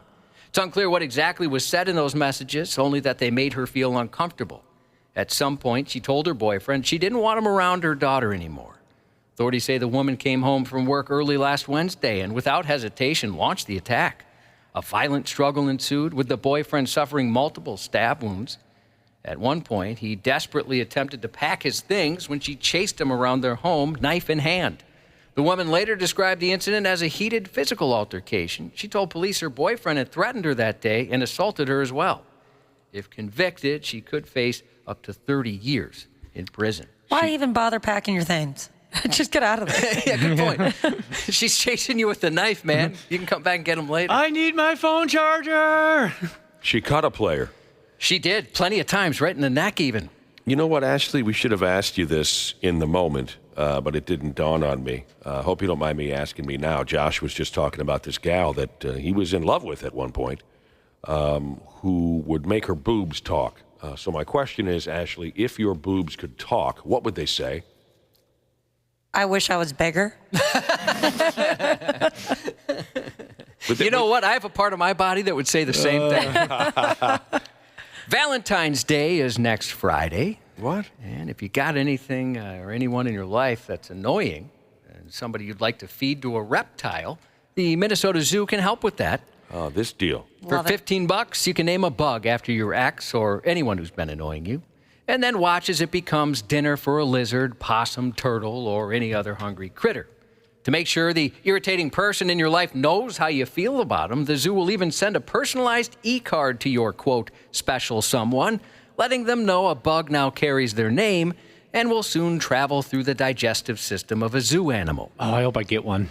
But if you're more in the mood for romance rather than revenge, the zoo's got something for you as well. Zoo After Hours on February 15th from 5:30 to 8:30 p.m. is all about love. Like swapping? Nah, they don't say anything about swapping. Oh. I mean, you can probably do that. I'll let you know if any of that goes on, Nick, because I'm attending that event. Are you going? You're going to the zoo. What did they call it again, Josh? Zoo After Hours. All right. It's going to be Halloween, Thanksgiving theme. Hold on a second. What's it coming up? Valentine's Day themed. It's for adults only. There's some cocktails, animal exhibits, a love-themed tour, and a disco by the aquariums. Got to be at least 18. It's what you're doing on Valentine's Day, huh, Ashley? Yeah, or the next day on Saturday. I didn't hear about the disco. Yeah. Sweet. Disco by the aquariums. Heck yeah. And you know what? It might be one of those silent discos. I was just going to ask that. I think it's a silent disco. I'm not 100% sure, but I thought that's what they had said. What in God's name is a silent disco? Y'all put on headphones. Yep. And you dance around. Oh, God, do whatever save music us. you want. Yeah. Please don't do that. Sometimes they have two different songs playing. So Don't you can see do what they're listening to by the lights on the headphones. I accidentally walked into one of those once with my now fiance, and it took me a second to understand what was going on, and we just took one look at each other, and he knew by the look on my face, like I had to get out of there or else I was going to make a scene with how hard I was laughing. It does seem like the beginning of a horror movie, doesn't it? Like some type of cult, like dancing quietly. Josh, since we're discussing today a place that holds animals, the zoo, also hosting a disco. Before we go today, can we play Disco Duck? Oh, yeah, sure, we should. We could do that. And for you younger people, You're going to hear the song, and you're going to say, this is the worst song ever created, and then we'll bust out the news that it was a massive hit. Oh, I'm excited. It was a massive hit. I kind of like it, oddly enough. I always have. Yeah. You know who might go on Saturday to the zoo after dark is March Madness Jesus, because his favorite holiday, it's HalloGivingTines Day. He loves HalloGivingTines Day. And how could you not? The Memphis Zoo is taking a different approach than the one here. They're celebrating Valentine's Day by giving fans the chance to send a cute red panda video to their sweethearts or a video of an elephant pooping on their exes.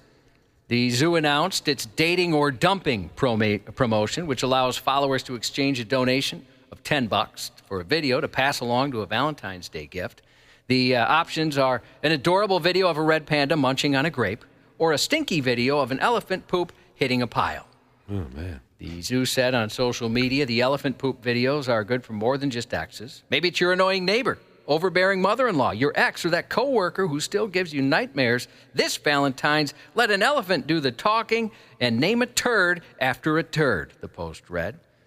Officials wrote at the end of the campaign they're going to announce the most popular names of daters and dumpers, so make your move. It's all cute stuff, isn't it, Josh? Yeah. Funny. Can you imagine that you get that video? That's how you know you're being dumped. There's a literal. I bet an elephant dump's pretty darn big. Oh, yeah. It's just tiny little pellets. Wouldn't that be something? If it looks like deer turds, that's all it is. The action comedy Love Hurts hits theaters this week. Ooh, what a great song. What band? Go. A former hitman turned Milwaukee realtor confronts his past when an old flame reappears. Nazareth. Yes, Nazareth is the correct answer. Love Hurts stars Ke Huy Quan, known as Short Round in the Temple of Doom and Data in the Goonies. Former NFL running back Marshawn Lynch. What? He's in that one. Oh, God. And Drew Scott of the Property Brothers. Oh, so you're going to see it then, aren't you? No, I will not. Okay. This doesn't look that great. Maybe when it comes to streaming. Then Sunday, the world top athletes battle it out on the turf with strategy, skill, and butt sniffing instead of the tush push. Yes. The Puppy Bowl on Animal Planet, TBS, and Max. Also Sunday, dozens of expensive commercials wedged between a high-energy hip-hop concert and a swift end-of-game end-zone proposal for America's biggest pop star. It's Super Bowl 59 live on Fox. Ashley wrote a dirty poem about him as a sixth grader. Still traumatized by that. Me too. Ashton Kutcher's 47. I mean, this thing was very, very dirty. Happy birthday, baby. And for the age, my God. Godsmack singer Sully Erna, 57. Oh, God. Chris Smack. And Chris Rock, 60. Sending our best wishes to All Beans, No Peen Jesus. His bird dog took his last ride last night, he said. Our best to you and your family. We've all been there, unfortunately. Sorry to hear that news. Happy birthday this weekend to Evelyn the Devilin, turning the big 07 Sunday from Gimpy Gas Hauler Jesus. Also on Sunday, our buddy Australian Jesus has his Aussie birthday. Happy birthday to the daughter of Show Your Boobs, Win a Balloon Jesus, turning the big 05 today. Happy first birthday to Renly from Gigi and Papa. And happy birthday to former radio guy Jesus, who's got one tomorrow, from his smoking hot wife, vertically challenged Jesus, and that's 93X News. Sports on the 93X Half-Assed Morning Show. Is anybody excited for the big game on Sunday? Look, I know I'm excited. This is an incredible Super Bowl matchup between the Eagles and the refs. We're in New Orleans tonight, a.k.a. the Big Easy. Yeah, the Big Easy is what Patrick Mahomes nicknamed the AFC. Hey, that's what he did, not me. The Chiefs have the chance to three-peat for the first time in NFL history. And the Eagles have the chance to be liked by the rest of America, also for the first time in history. It is an honor to be hosting this, because I've been a football fan for a long, long time. I mean, I remember back when the Cowboys was good. I remember back when the Chiefs was bad.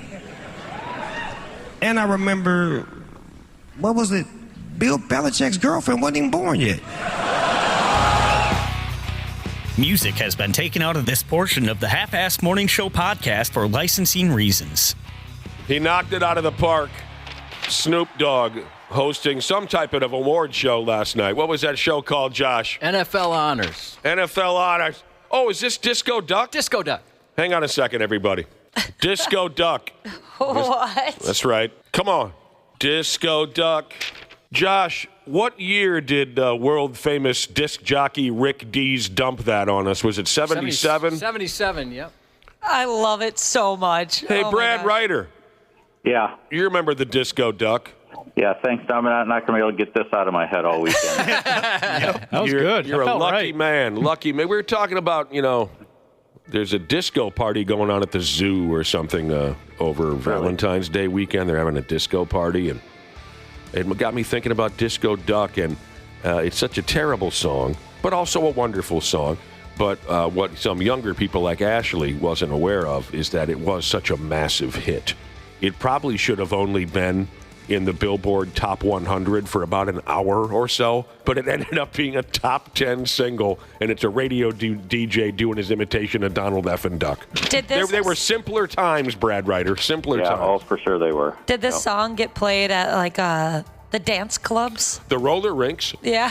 Yeah, it played at the roller rinks. I love it. Randy Shaver is still off, but we got Brad Ryder. Hello, Brad. Good morning. All week long, I'm putting in a good word for you when the bosses decide February's Employee of the Month. All right. Well, what does Employee of the Month come with? Well, Josh, you've been been Employee of the Week or Month. There was a time when they gave that out in the building, didn't they? They did. Yep. What did you win? I got a parking space. I mean, but what was it, month or week or? Month. You got Employee of the Month. Yeah. So I got a parking spot and I got a half day off. Did you really? Okay. Which for a morning guy is priceless, considering That doesn't really help me because I never come in studio, so I won't use the parking spot. And I'm only on for an hour, so that doesn't help me anyway. Well, we could help you, though. We could talk to the bosses, and maybe now the prize for Employee of the Month is, a bag of grass or something. Maybe we could. There you go. Josh, you got a parking spot and a half. How long ago was that when you were Employee of the Month? And I remember you weren't really doing backflips over it. Well, it's nice. Yeah. I like the Chiefs this weekend. Most likely, it was a three-peat for me. And Nice. I just gave away back in the day. I mean, we had a ton of people here, so a parking spot was something, but not when you're the first guy here. What do you mean it was a three-peat? I had it three times in a row. Really? 3 months in a row. Jesus. So you were the Kansas City Chiefs of the Employee of the Month award. Yeah, Radio Dynasty. They talk about it at Disney. That's crazy. Yeah. 3 months in a row. Well, I've been around for a long time. You are the most dedicated employee this friggin' building has ever seen. Oh, I think there's much better than me. No, there are not. I mean, not in that other studio, but certainly around the building. We were expecting at this time to hear from Janelle Klein, who is in New Orleans and has been working all week in preparation for the worst Super Bowl ever. We've been calling her phone up and down, and she's not answering. I think that Janelle might be busy, if you know what I'm saying. Yeah, I sent her a text, and usually she replies to me. She must have been out partying late last night or All something those fun. good-looking people down there in New Orleans, all the rich folks gathered together to watch the worst Super Bowl ever. I wonder if Janelle is busy at the moment. I would understand. I called the New Orleans drunk tank, and they said there's a lot of people in there. They'll go do a roll call and see if there's a Janelle Klein to get back to us. She's from Faribault. She can handle her hooch. She's not in the drunk tank. Faribault people don't end up there. They're professionals. So we're a Depends little on what time she started. What time? We're a little worried about Janelle. We are. Yeah. She's not answering her friggin' phone. But I think maybe she just, God help us. Maybe she overslept. She's overslept or she's hooked up. It's the worst Super Bowl ever on Sunday, Brad Ryder.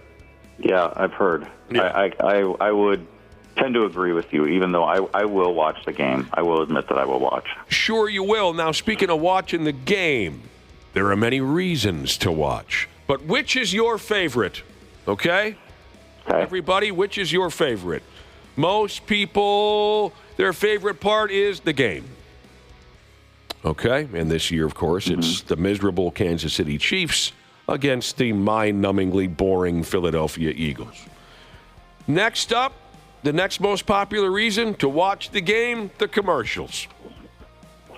I've never been a Super Bowl commercials guy, and it says right here, Josh, they're not what they used to be. No, I was just going to say that. They've gotten worse over the years. And they also don't start that day. I was going to say, I used to be, but you can watch them all online later. You know what I mean? Yep. I mean, or some of them are already out. Yeah, exactly. What's kind of ruined it is beforehand they play them. I used to enjoy it. I mean, I didn't tune in for that specifically, but I certainly would stick around to watch them. But it seems different than it used to. Maybe just now because it's such a gimmick and it's been a gimmick for so long. But certainly the fact that they release them beforehand kind of takes the fun out. Okay. About 10 of them went for $8 million a pop. Did you read that or did you hear that? Yeah, some of the cheapest ones. $8 million. 10 of them. They hold back some inventory. I don't want to dig into the weeds on this. People get bored, but they hold back some of the inventory. Fox does until the week before, because they know that they can get more for it, likely, if they hold back some of their ad inventory. And about 10 of them in the last week or so have gone for $8 million each. Is that 30 second a minute? Yes, 30 seconds. Boy. All right, so the most popular answer, why do you watch the Super Bowl? 30% said the game, 17% the commercials, 16% are most excited about the spectacle of the halftime show. And this year, it's somebody called Kendrick Lamar. Ashley likes this guy. I don't know the guy, but you mentioned earlier, wake you up when the halftime show begins. Yes. And you're going to be dancing your ass off. I'm going to be so excited. I haven't been this excited for a halftime show in a while. Oh, I'm happy for you. Listen to these dorks now. 2% of folks claim their favorite part is the announcers. That must be the announcers' families. Yeah, who says that? It's all the Tom Brady fans. I have no idea. I think, and I've mentioned this before on the program, people put way too much stock in that. Or the announcers are bad or good, or, of course, the most... Who cares? Exactly. Our favorite little vibe on the announcers is what, Brad Ryder? When they're against us. Yeah. Yeah. Or the referees are. The referees have been against us, especially NBA referees. So this year, it's Kevin Burkhardt and Tom Brady calling the ball game with Aaron Andrews and Tom Rinaldi on the sidelines. Okay? 9% of people aren't sure what they like best. Fair enough. I don't know. I mean, nowadays, there's, I guess, lots to love or hate, so they're not exactly sure what they... 26% say they don't love any of it. But they watch anyway. Yeah. They do. Speaking of singing, the halftime show, Kendrick Lamar, whoever he is, singing the national anthem will be a Grammy-winning singer by the name of John Batiste? Yeah, I'm not sure how to pronounce his last name. Who's that I wish guy? it was Dave. Who's that guy? Dave Batista? Yeah, I wish it was Dave. I bet he has a beautiful singing voice. Too. I like that guy. I do too. All right, who wants part of the worst Super Bowl ever prop bets? Okay, coin toss. Josh, you want in or what? Sure. Is there a Taylor Swift one? Yes, there is. Yeah, I'll get there. National anthem, over or under 120 seconds. Okay, all of these, you've heard them a million times. Kendrick Lamar's first song. You can make a bet on what his first song will be. Not Like Us. I'm sorry, what? Not Like Us. No, they said that one's going to be last. So, does he have a song called DNA? Yes. Okay, I didn't know if that was a joke. A few people texted in and said they think that's going to be the first song. I thought maybe there was a joke there. I'm going to win big money, and I'm going to say he does a cover. Dana, you said that's his last. Is there like a set list out? Oh, there's betting odds, and that's the favorite. That's okay. That's going to be the last song. I mean, I've often wondered how do they avoid people on the inside making a ton of money on a prop bet like that? I don't know. They have caps on what you can put on those types of bets. Oh, it's all shady. You can make some money off it if you know. It's all shady. What's her name? Woke up. Janelle Klein is on the telephone. Good morning, Janelle. Good morning. How are you guys? Welcome. Are you okay? I'm okay. I apparently forgot what time zone I'm in. That's not a great move. Oh my gosh, you're in the same time zone we are. I know, right? You think I would know this? Sorry, guys. Hey, I had to look it up, too, Oh, Janelle. I didn't know I had that. to make sure. Well, yeah, it's just directly south of us, you dumb bastards. Janelle Klein. Janelle, if you just woke up and you're not quite with it yet, we totally understand. You can go back to bed. Was it a rough night last night?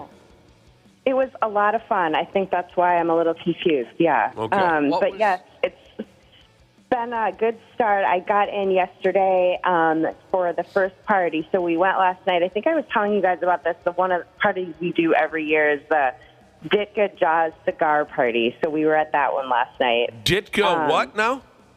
Ditka Jaws. So Mike Ditka and Ron Jaworski. Ditka Jaws. Jaws. Sure. They have a cigar party, so you must smell terrible. I was just going to say, I absolutely stink. Last night I got back and I had that was not good. Did you smoke a big dog turd? You know what? I didn't. It was funny. I think I might be the only person there not smoking them, but such a fun atmosphere. And, it's in the 70s here, so it's super nice outside and everyone's just, having a good time. So that was a fun night. Well, that sounds fun. You've been there all week. Janelle Klein covering the worst Super Bowl ever. And what kind of famous people were at the Ditka Jaws cigar party? Well, I think I tell you guys this every year, but there are always so many former players, none of whom I ever recognize, but a ton of them were there. But I saw the one that I did recognize, Donovan McNabb was there. Don McNabb, former Viking quarterback. Yes. Sure. Awesome. Yes. Chris Berman was there from ESPN. And there were just a ton of former players there and a lot of course, Eagles and Chiefs fans. And so it was a great crowd. Did you get hit on? I don't think so. I think everyone was more interested in the cigars. Come on. What's wrong with that crowd? A bunch of ex-NFL players, none of them talk to Janelle Klein. I don't believe that for a friggin' minute. She keeps it close to the vest, that's for sure. Oh, wow. So there you are, and you brought some friends with you and everything, so you guys have been having a good time. We've been having a good time, yeah. And then I wasn't at this last night, but a lot of great posts and some friends that were at the NFL Honor Ceremony, which is kind of the award show for the year. And Snoop Dogg hosted that, so that was apparently a great event last night. There's a lot of good pictures of that online. And then, some other stuff coming up. We're going to do, Shaq has a big party. I don't know why Shaq has a Super Bowl party, but he always does. So that will be He coming up. DJs it, right? This is the one he DJs. Yes, he DJs it, yeah, and it's always just crazy event. So that's coming up. And then Sports Illustrated always has a fun one, so we'll do that one. And, so there are a lot more. I mean, tonight and obviously tomorrow night, kind of the big one. So that'll be fun. Where are you going to be on TV? You know what? I'm not unless I get called into work. So it's just going to be antics. Fun. Okay, so you're not out there, like, posting or anything for work? I'm not. Yeah, I'm kind of just on call in case there's any kind of breaking news or, anything wild that happens. But for the most part, I won't have to unless, there's a big breaking news event or something that they need to call me in for. So you're a backup. You're a JV. Kind of. Yes. Story of my life. Yes. It's not a bad gig, though. No, that's perfect. What do you do? What do you do if you say to your girlfriends, "Look, they're not going to call me. It's an hour before the game. Let's go to Well Hung Don's mail review. Let's get some shots in us." Then the phone rings. What happens if Janelle's been partying for a while and the phone rings? Do you let it ring, or do you go live hammered? You just tell them you don't know what time zone you're in. I couldn't answer. Exactly. Be careful, Janelle Klein. Be careful. Yeah, hopefully it stays this way and you can just have some fun. I know, yeah, that would be great. I mean, and really even more than that, we don't need any more news right now. We had a busy January, and let's hope February's a little more quiet. Well, there you go. You got all kinds of parties before Sunday's game, and don't they even have a big rager after the game? For Christ's sake, it'll be midnight when that starts. But don't they even have some big exit party there after the ball game? Oh, yeah. And then, of course, just being in New Orleans, I mean, even when, places that didn't have events, already last night, there are so many people. Obviously, a lot of outdoor bars and a lot of, great areas to just be outside. So it's gotten wild already. There's just a lot of people, and it's just a really cool atmosphere this year. So it's been fun. Topless ladies with the beads and all that? Probably. I haven't seen any, but I'm sure there are. We've been walking up and down Bourbon Street a little bit? A little bit, but not as much at night, like when that was probably going on. So, but there's just, already the fans are here, and I'm sure they're going to be more and more as the game gets closer. And, I mean, we all know the Eagles fans are not tame. Mm-hmm. I don't know about the Chiefs fans, but I do know the Eagles fans will be on their A game. So that'll be something to see, I'm sure. If you're walking down the middle of Bourbon Street and it's all Eagles fans on one side of the street and Chiefs fans on the other, which one do you have a drink with? Oh, boy. I don't know. I think I'd go Chiefs fans. I'm scared of those Eagles fans. Yeah, they get nasty. I don't blame you. They're tough. Didn't they beat up an old lady or something a few years ago? I forgot the story. Yeah, something like that. Security down there's got to be just airtight after what happened right before the Sugar Bowl, right? I mean, when you're talking about going down Bourbon Street, that's probably why you. Thanks for bringing some darkness into the conversation, Brad. Well, no, but Very pissed off enough about the Super Bowl matchup. Yeah. Yeah, it's true. I actually noticed that last night. I was here New Year's Day for that incident, during the Sugar Bowl, and I mean, I thought it was really good then. But yes, you're right, Brad. I really noticed that last night. I mean, they must have been working a ton over the last few weeks to get that all, nailed down, because it's very, very tight. And I have never seen so many police officers in my life. I mean, every single block there's security and police officers and squad cars. And, I mean, so they seem to be very well prepared. That's good. Yeah. Have you had any gumbo, jambalaya, or big fat-ass shrimp for dinner yet? Not yet, but that's on the agenda. The food, of course, my number one concern. So I love that. That's mine, too. I love that Cajun food. I love it down there. I love that style of food. Janelle, some advice from the brother and sisterhood here, okay? Okay. When you get to Rick's Cabaret, the ATM upstairs, the fees are cheaper than the main floor ATM. Oh, don't act like she doesn't know that. So if you run out of lap dance money and need to replenish it, go up just one floor and you'll save a couple of bucks. Okay. See, there you go. The brotherhood always coming through for me. Always. I've ducked into every one of those damn boom boom rooms on Bourbon Street, and by damn do they put on a show. You'll end up puking. They're not shy down there. Years ago, Janelle Klein, I was in New Orleans, and I went to a casino, and you know who I saw in concert at that casino? Who's that? Larry the Cable Guy. Cool. How is he, Len? Is he pretty good? Why doesn't he do the halftime show? I don't know. I had a great time, but I'll tell you, I'll warn you. I don't know if he's changed, but I'll warn you. If you go see Larry the Cable Guy, he does not have a lot of nice things to say about his sister. My goodness. Doesn't like his sister. Oh, my God. He just says terrible things about his sister. Janelle, we're glad you're having a good time down there. And like Josh or Brad or somebody said, hopefully you get to just, have a fun time. I mean, going to work ain't the worst thing in the world if you have to do a little this and that. But we just want you to have a good time and be safe and be careful. And if you see Jose Canseco, don't talk to him. Because he's just going to turn that charm on again, and it's going to be 2003 all over again. I can't resist him. I know. He's your friggin' Achilles heel or whatever you want. However you say it, Josh. Yes. Earlier, Nick was hoping you'd hook up with someone else, develop a relationship with another person. I know you're not the type to hook up, Janelle. I know this. But I mean, if it were to ever happen, Nick, you would be my first call. You would let me know all about it? I would. I would give you the play-by-play. We'd be like best girlfriends trading all the deep secrets. Yeah, we know you're not the hookup type, but with all those high rollers down there and ex-ball players, I did say out loud earlier, my wish would be for you to hook up with Aaron Andrews.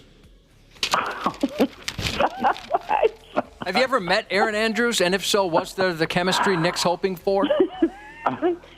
Yes, I've met her several times. There was zero There was zero chemistry. Well, that is just not friggin' fair.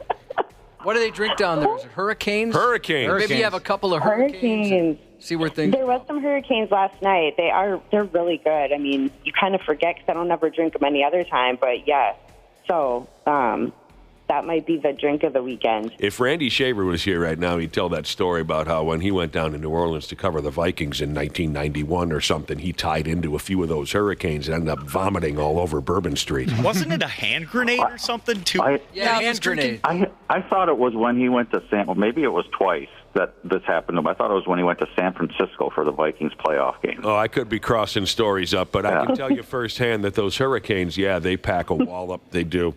They'll sit you right down. They'll part your hair for you, they say down there in New Orleans. It'll part your hair for you. I've heard those can get you drunk real quick. Janelle, have fun and be careful and call or text if anything cool happens and you want us to, talk about it. Yeah, make good choices. Okay. Please, make good choices. I will do my best, you guys. I promise. We love you very much, Janelle Klein. I love you guys. I miss you already, and I can't wait to talk to you soon. All right, bye-bye now. All right, bye, guys. Janelle Klein live from the worst Super Bowl ever. Yes. She's the best. You asked, hey, if you see some Eagles fans on one side of the street, you see some Chiefs fans on the other side of the street, which side do you walk on? 5 more feet of fury, she just has an answer. Yeah. She said, if I'm ever walking down Bourbon Street and I see Kansas City fans on one side and Philadelphia fans on the other side, I will stand in the middle of that street and pray I get hit by a truck. Well, when I went down there for the Super Bowl in 1997, I walked smooth down the center of Bourbon Street, and on one side of the street, it was Packer fans, and on the other side of the street, it was friggin' Patriot fans. Oh. So, I was stuck between... That doesn't sound good either. Hell and a deeper hell, really. No, it wasn't good, Brad Ryder. It wasn't. At least the Patriots fans weren't the arrogant Patriots fans they are of the last couple of decades. You are correct on that. This is back when Drew Bledsoe was the quarterback, and they were just starting to gain some steam in the late 90s, and Tuna was their friggin' coach, and Keith Byers was their running back, and I couldn't think of anyone else off the top of my head. Now, you've been there many times. You mentioned, Nick, you love Cajun food. Yeah. Mick from St. Paul checked in and said Cajun meatloaf is delicious. Are you familiar? What? Have not. Do you know what that is? No. I could take a guess as to what that is, but go ahead. What do you say? No, I don't know. I wanted to know. No, when I was down there, I would whip down all the shrimp they could push in front of me. I love shrimp, anything, pasta, whatever. Because this was all brand new to me. Before I went to New Orleans, you think, Josh, you know my family. You think my household ever had friggin' Cajun food? No. Ever had shrimp, jambalaya? No, hell, we had, hamburgers and potato chips until I left the house. So this was all brand new to me, and I didn't think I was going to like it. I didn't, because I had no experience. But I was inhaling everything they put in front of me. Jambalaya and gumbo and all that just became my favorite. So you would probably love Cajun meatloaf because I'm sure I would. I love meatloaf. It doesn't do the gross layer of ketchup on top of it. It says there's ketchup in it. Yeah, it does. Yeah, there's ketchup in it, but it says it's served with like a Cajun sauce over the beef. Oh, I'm sure I would. Anything with Cajun sauce is awesome. I'm sure I'd go crazy down there. I would go absolutely crazy again. All right, what were we talking about? Super Bowl prop bets. Here it is, Ashley. The one you were wanting to know about. One of the Super Bowl prop bets. Will stupid Travis Kelce propose to Taylor Swift? And yes is the favorite bet right now. I don't think he will. I think that would be a more private situation since everything about the relationship has been broadcasted to the world. You think they would switch gears and make that a private situation? Yeah. Oh, I think opposite. Do they have a specific time that he will do it, like halftime, pregame? No, I don't see any of that. I thought it was like after the game, if they win, was kind of that's at least what I've heard before. God, no, please. You don't want to see that on your television? What's wrong with love, Brad? No, there's something wrong with this version of love, Dana. We all know that. And finally, I always like this one. And I'm sure you can all guess the favorite. Who will be mentioned first in the MVP speech? God. That's right. Yeah. Oh, man. I just think I get it. Okay, they're famous, but I just think if he does it after the game, if they win, it just completely takes away from them winning, which I guess a lot of people wouldn't mind. Well, they've done it a couple times already, so. I know. I'd be fine with that. I'd be okay if they made the whole entire Super Bowl only about her. Then I might watch. Ashley loves that whole thing, the Taylor Swift, Gary Kelsey thing. Here's a question from a listener.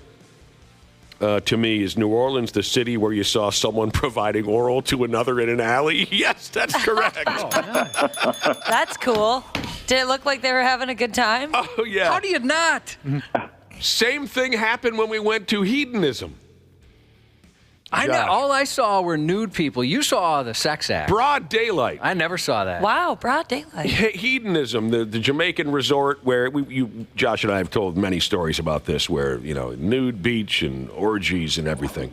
And one year, our hotel rooms were on the prude side. There was a prude beach where you had to stay clothed. There was something they called purgatory that allowed a little bit of everything. And then there was the straight-up nude beach where you had to be naked at all times or security would remove you.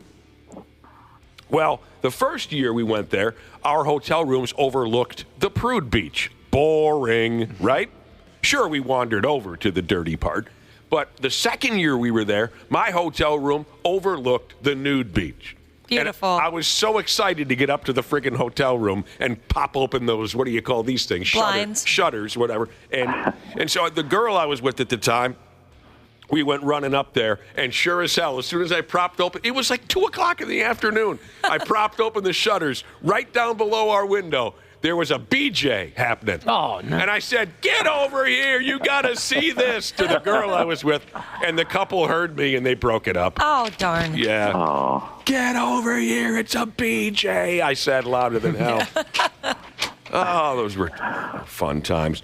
New Orleans was always the one city that if we went on those road trips with the Wolves, we wished that was the second half of the coaches anyway, wished it was the second half of a back-to-back because you knew the guys would get in their hotel room and go to bed, because they had a game the next night. That Right. There wasn't an off day in between. If not, they went bananas, didn't they? Yeah. Oh, I bet.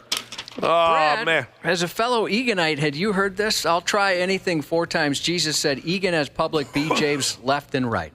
Oh, really? I've heard of a couple places where that's kind of going on. Where? I mean... Yeah, get back to us. Let us know where. I've heard those parking rides. The ride, that term is used quite loosely. Well, the South Metro is so gross, It's just a gross place to go. Yep. I suppose the park and ride would be okay because nobody uses those lots, so they're probably pretty empty. That's where I've heard from people who have done those stings, police officers saying that they, and I told this before, they were doing stings for catalytic converter theft, right? Everybody's sure. getting them. So these guys would just go with the Sawzall, crawl into a bunch of cars, and walk out with 30 of them. One time I actually did, this was years ago, one time I actually did see something questionable happening at Lebanon Hills when I was taking my dog for a walk. He got back. Things have happened there. Yeah, someone else got back and said that's exactly where. That's where it's all going on. Friggin' South Metro. Just animals down there, animals. Brad Ryder, so we're hoping that the Chiefs don't three-peat at the worst Super Bowl ever. No team's ever done that. But there is one single solitary player who has three-peated at the Super Bowl. Go ahead and name him.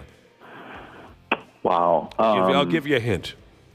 Because you might actually be able to do this. Most football fans, especially if you're a little younger, I'm sure you'd never heard of this guy. But Brad Ryder, I give you a fighting chance. Ooh, and that's a hint, by the way, a fighting chance. That's your first nickname. Not nickname, but a hint is what I'm trying to say. I'm sorry. I've been ill for a week. Your first hint is a fighting chance. Your second hint is linebacker for the Cowboys. He three-peated. Norton. Ken Norton. That's impressive. Intercepted by Ken Norton Jr., and he'll run it in for the touchdown. That's Norton. Who else? Give him a touchdown. He deserves it. Ken Norton. Great pickup on the hint. Yeah, I wouldn't have gotten it without the hint. The hint of a fighting chance. His dad was a professional, very famous professional boxer, Ken Norton, Part 1. Ken Norton, Part 2, became an NFL linebacker, won 2 Super Bowls with the Cowboys, and then he joined the 49ers and won it again with the 49ers. 3 years in a row. Ken Norton Jr. Nice work, Brad Ryder. I'm surprised there's not maybe somebody else who hasn't joined a team after a two-peat and done it, but Yeah, right. Guess not. Anyone have any thoughts on the upcoming Puppy Bowl? I'm excited. I like the Puppy Bowl. I think this will also be the worst Puppy Bowl ever. Oh. Why is that? I do. Because these puppies, like the Kansas City Chiefs, I don't think they deserve to be there. Oh, darn. So I think also, Josh, this will be the worst Puppy Bowl ever. Is Pickles going to be there again? No, Pickles passed. Is there a team that's trying to three-peat at the Puppy Bowl, or do we get new puppies every year?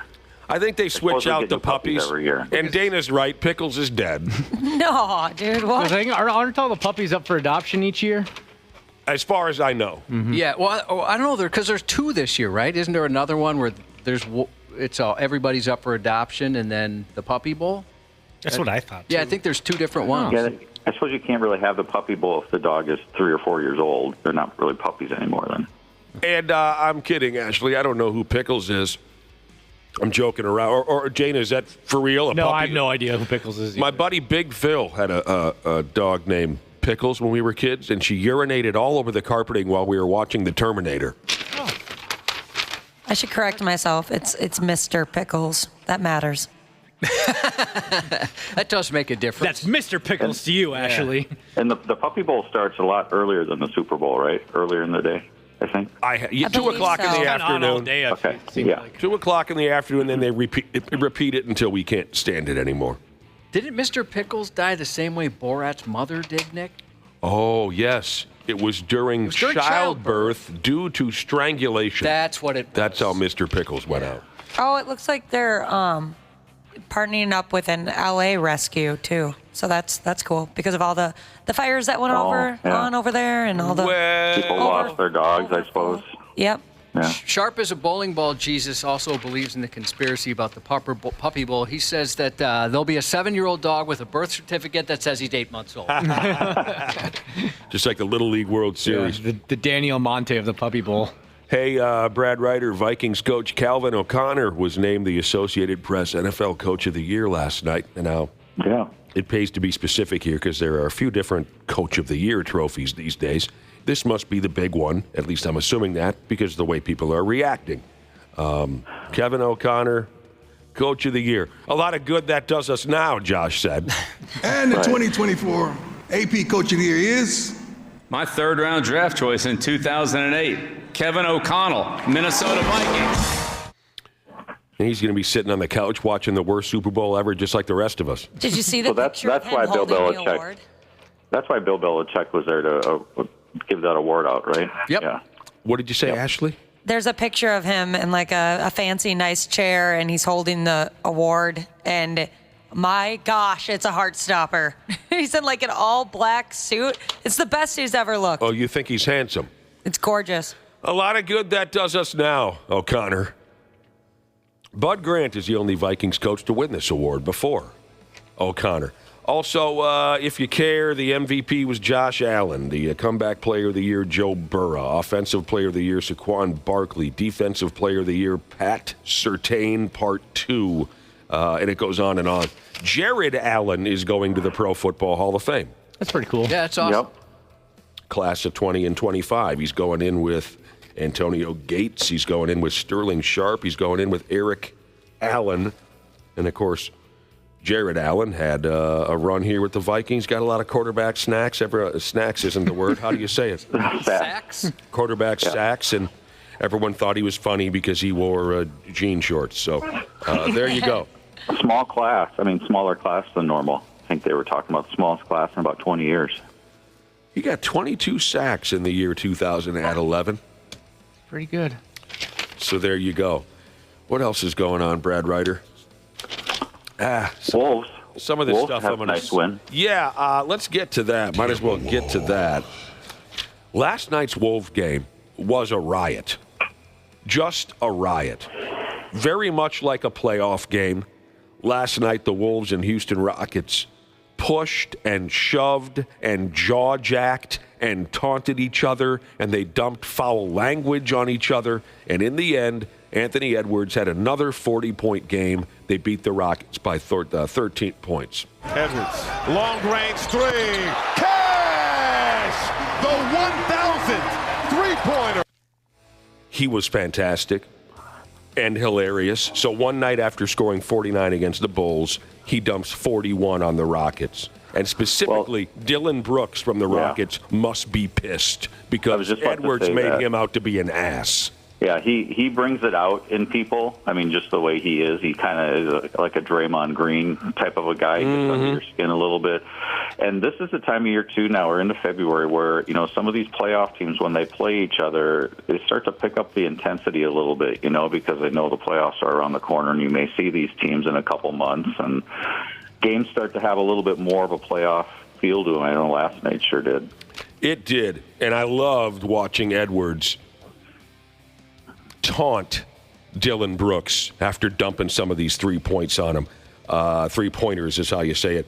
And Jim Pete and Michael Grady said it last night. I want to see a full playoff series between these two clubs because it was a great game. I love the competing part, but like all the little slick, little dirty shit. Like he hit me in the face, and then I fell, and then he like, how much crying you gonna do? I'm like, bro, you hit me in my face. What you want me to do? So, you know, I just don't like that part. So you're going to get fined again, you think? Yeah. Well, that wasn't on national television or anything, was it? Where he was MF in the locker room. That was locker room stuff. So anyway, great game for a rookie by the name of Jalen Clark. He had a career high in points.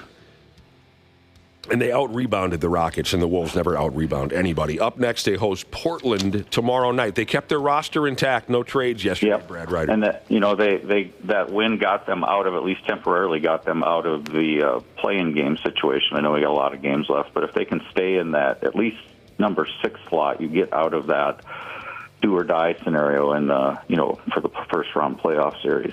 Another thing, I wanted to bring this up. Keep an eye on next week, and I don't think we've talked about this, but I think it's been out there a little bit. The ownership situation is going to come to a resolution next week, a decision.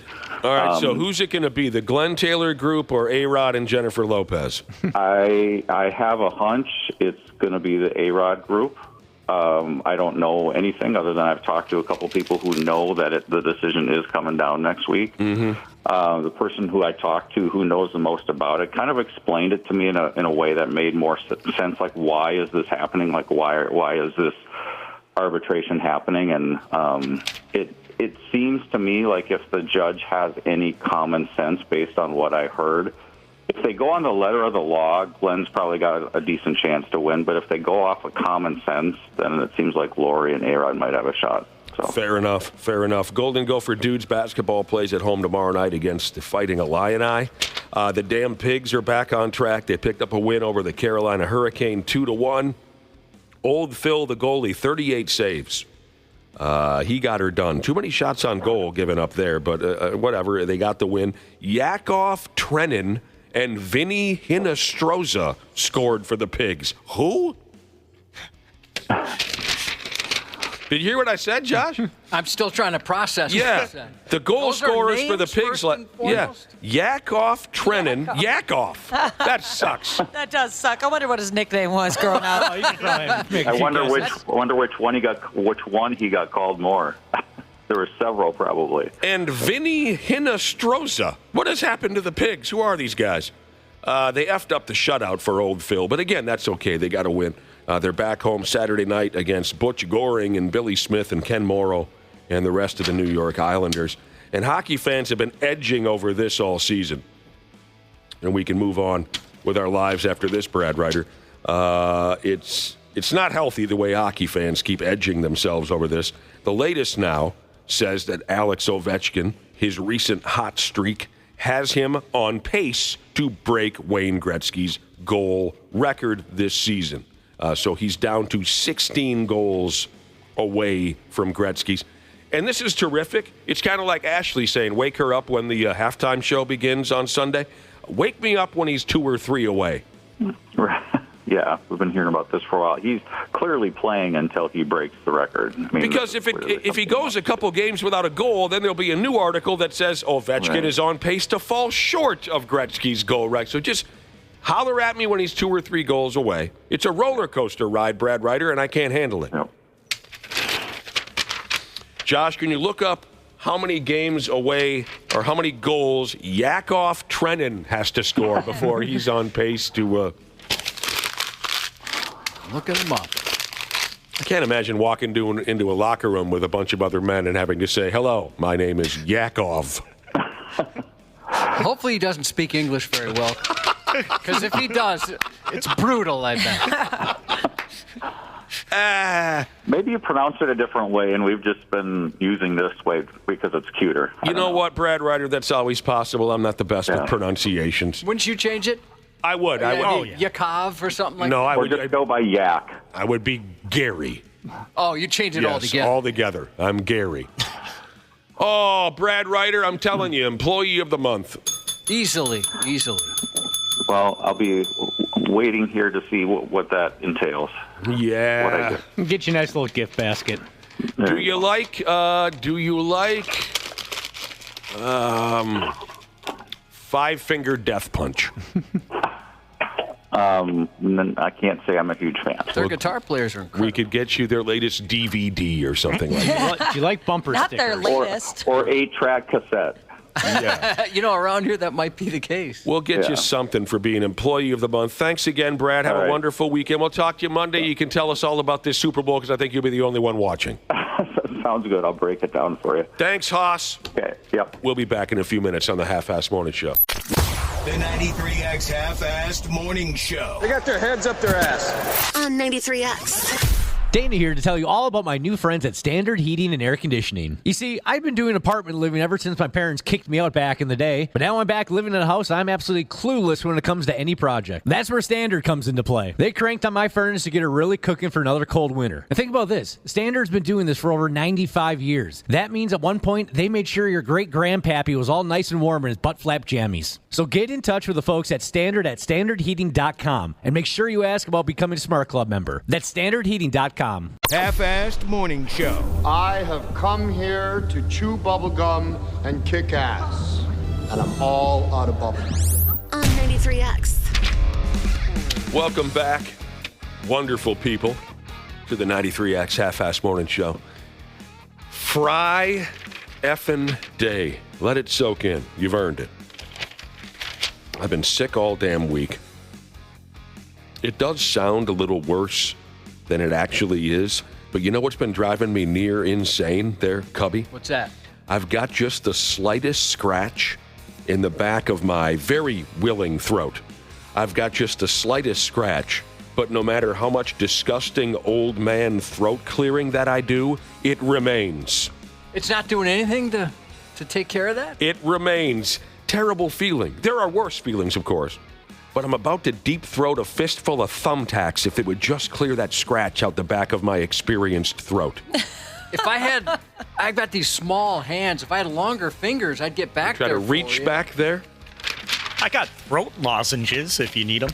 Doesn't help, Wapple. Nah. I've been licking at throat lozenges like a junkie. It's been kind of an infirmary around here. Yeah, everybody's sick. I've been looking away from you guys because I don't want you to see my face. My eye's still messed up. Oh, you still got that weird, gross eye? Yeah, I think I have HIV. I think I have some sort of eye herpes or chlamydia or something like that. Oh, I see how your lid is a little red, the eyelid. It's impressive that I've somehow been able to avoid it with my trash immune system. I don't know what's going on. Things are backwards around here. I have hepatitis, I think. It's disgusting to look at, and I apologize. We're all struggling. A lot of us probably won't make it. So I got that scratch in the back of my throat. What could you add to the conversation of worst physical sensations? Now, I'm not saying that the little scratch in the back of my throat would make the top 20, 25, 30.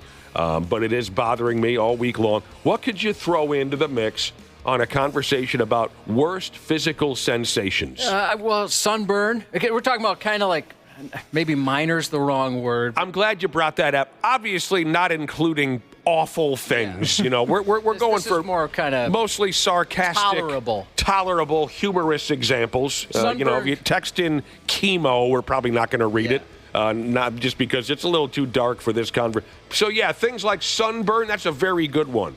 You guys learned about this issue. I have, like last week, I think we talked about it. having my belly button touched. Don't touch my belly button. I've never had anybody go for that. Yeah. Oh, it makes me want to throw up, even thinking about it. That's pretty rare. That's more like a phobia. We're talking about more general, everybody can almost agree on these bad physical sensations. Things like paper cuts. Paper cuts is a very good one. No, especially if it's between your fingers. Yep. I won't say that everybody would agree, but one that really bothers me, and I've mentioned this just not too long ago, we talked about it, lotions. Yeah. I hate the feeling of lotions. Which is so strange. It's one of the few things that we've ever differed on. It's weird. It is weird. Because, yeah, you'll lotion up, and I for whatever reason, I just can't. I would feel, if I were you and I never put any lotion on my body, I would be afraid to go near cigarette smokers. You know what I mean? Because I would think I would just, what's the word, combust. Is it mostly the feeling of the lotion on your hands, Josh? Because I can understand that, or is Mostly, it everywhere? yeah. Oh, okay. I mean, it's everywhere, but mostly hands. But again, that almost sounds like some kind of a phobia than it does, you know. Here are Wet some socks. Wet socks is a great one. Yeah. That's miserable. Swamp butt, someone says here. Swamp ass is miserable, and it can lead to things like hemorrhoids, from what I have been told. Is it? I'm no doctor. I'm no I doctor, didn't know but that. a dirty, wet, sweaty ass, that can grow hemorrhoids down there. It's like sprinkling seeds on some soil. It's just a matter of time. Oh, yeah, I suppose. You know, like something can, I mean, it's kind of like a dank area, right? Would this one count? Like back in the day when you were in school and you were using an eraser on a pencil, and you know the metal when it scrapes on the paper? I'm going to count that Yeah, one. that counts. Oh, I'm going to count that one. I hate that. Oh. And, you know, you'd ask the teacher for another pencil, but you had effed off earlier in the day, so she's not going to give you another pencil. Then you're stuck scraping metal on paper, and your skin is crawling. New guy in the corner. He's puking his guts out. That's why I can't do, like, when the silverware, like, say forks are stuck, you know, and then you pull them apart. Ooh. Cracked, dry feet rubbing on your sheets. That's a nightly experience for this guy right here. I've never had that. When I pull the sheets over my feet, you can hear it from next door. Yuck. What about hangnails? Yes. Oh, those suck. Very good. I was just going to say that when, like, on your feet again, if you have a hangnail and it gets stuck on the blankets all the time. Oh. Oh, I've never got one on my foot. Ugh. We're talking the worst physical sensations with a light touch, of course. You know, if you had an arm off in a motorcycle wreck, we understand that was probably absolutely... That's way worse. Right. Yeah. We're talking about the little things that just make you, give you the creeps. Have you ever had an eyebrow zit? Yes. That's painful. You know, I'm of the age... What is where it about the eyebrows? I don't know what it is. It's weird. I'm of the age where I have to trim them down. Otherwise, they get kind of crazy. Oh, sure. Yeah, So maybe it's an ingrown hair type of Every guy should do that. And, boy, I got made fun of for that. Really? What? I've been, like, plucking and dealing with my eyebrows since I can remember. Well, yeah, but we dudes are a little different, obviously, in many ways. Josh, I was completely naive to that until a lady, which is... It's a common theme when it comes to my hygiene routine. My parents taught us nothing. Absolutely nothing about hygiene, and it wasn't until girlfriends would come around and say, you should do this, you should trim that, you should wash that. So I've had the same experience. Right. And I've vicariously through you, your ex-wife, taught me how to shave. That's right, Do you she remember did. that lesson that she taught me through you? Something about the path you take. No, how fast. Oh, the fast, Because yes. I used to just as fast as I could. Yes, me too. And you said you used to do the same thing, and she told you to slow down. She walked into the bathroom and said, "Well, are you attempting suicide? Why are you?" What are you doing, dude? Because I was just rip. And she's like, "Why? It's not a race. You go and make sure you pay attention to the grade of your hair." So, yeah, she taught me, and through her, I taught Josh how to shave. Where was I going with this? Oh, the eyebrows. I was totally oblivious to it until the girl said, you run a little trimmer over those sumbitches. And now when I look back at pictures of me, if I ever run into them, usually it's at friends' places where they'll have a picture of when I was 21, 22, before I started doing that, I look like a Neanderthal. I have a good buddy who still, and we've even busted his balls. We've said, you look, he's got these super long ones that'll dip down and get caught in his eyelashes. And, dude, do something about it. He won't do it. He looks at it as too feminine. Oh, yeah. I mean, that's what I got made fun of for, but otherwise it's out of control. This is a good one from Blacktop Mojo Mofo Jesus.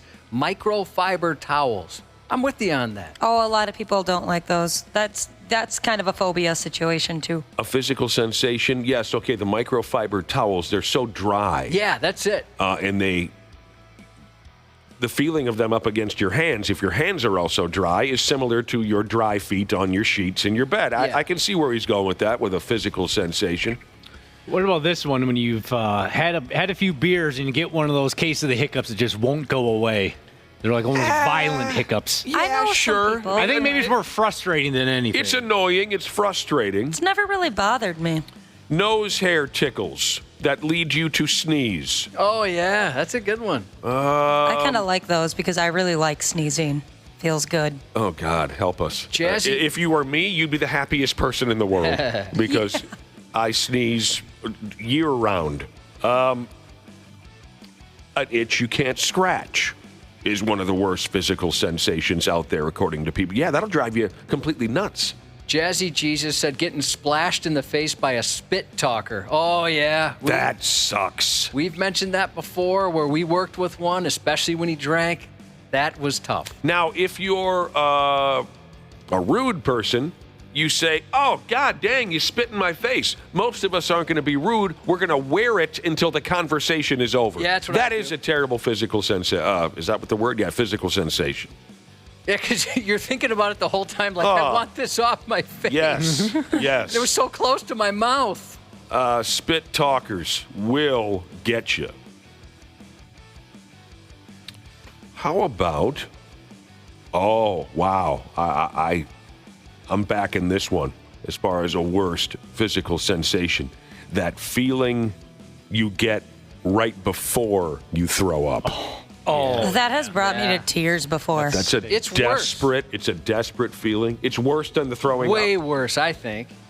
Absolutely. Because once you throw up, usually, unless you got something terrible going on, you feel a little better. You feel it. As a friend of mine used to say, it was like he would always make a reference to a washing machine, like the machine is. Anyway, you feel it in your gut. You get a little case of the sweats. You get hot, cold. Yep.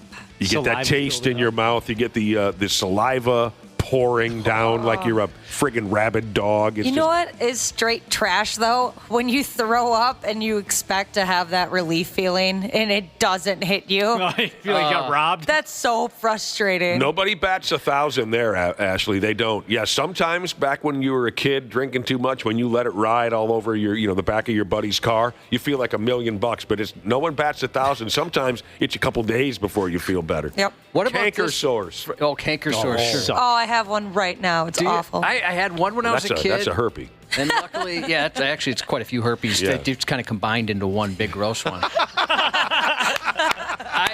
I had one when I was a kid, and luckily I haven't had one since, but I remember that sucking terribly. You have not had a canker sore since you were a kid? No, not since I was real little. Oh, that clean living, man. Clean living. I don't know how you get one of those even. I get it. I think it runs in my family because my mom gets really bad canker sores as well. And the doctor has told me before that for me and my mom, it's a sign that like a virus is coming on usually. Oh, okay. We're talking worst physical sensations. Thank you very much, Rectal Arson Jesus, who says pulling an over-dried booger out of your nostril and it rips out the hairs.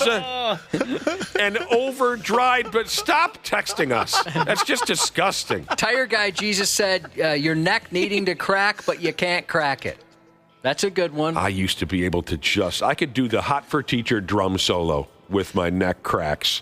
And now I don't even attempt it anymore because it would, I'd probably miss work. You know what I mean? At this point in my life, a hard neck crack, I might miss work. But when I was a kid, I could just... My sounds like that. Oh, it's crazy. I can't stand that sound, the feeling. I hate love it. I love cracked knuckles, cracked necks. Yeah, I like it too. Josh, make me a mixtape of all your cracked knuckles and cracked necks, and I'd listen to it during long car rides. You'll have it by this time next Friday. It's a satisfying sound and a satisfying feeling. What about ringing ears? That happens to me every day. I get a bit of an ear Do ring. you really? Yeah. I have it chronically all day, every day.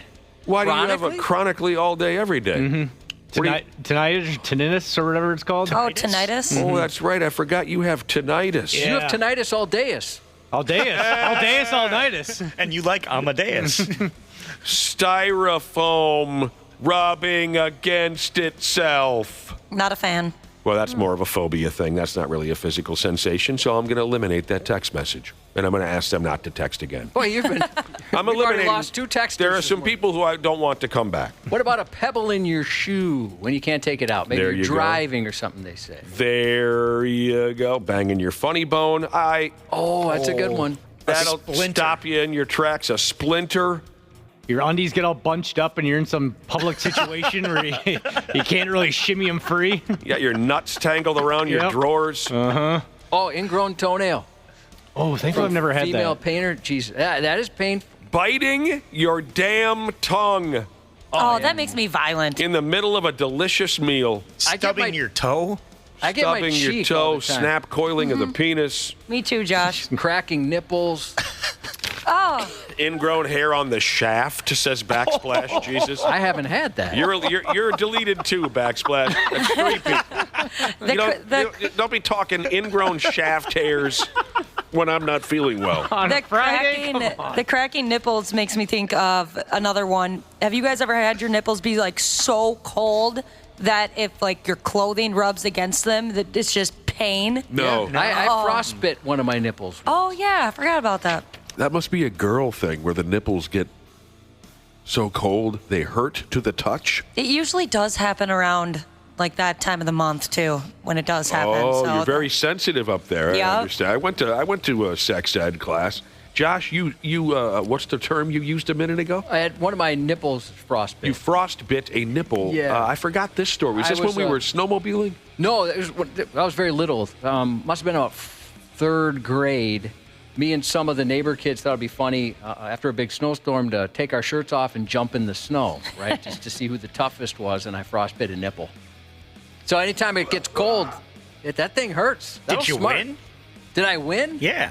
Well, do you win when you cry the most from the pain? Yeah. Because if so, I'm the champion of Lyndale Avenue.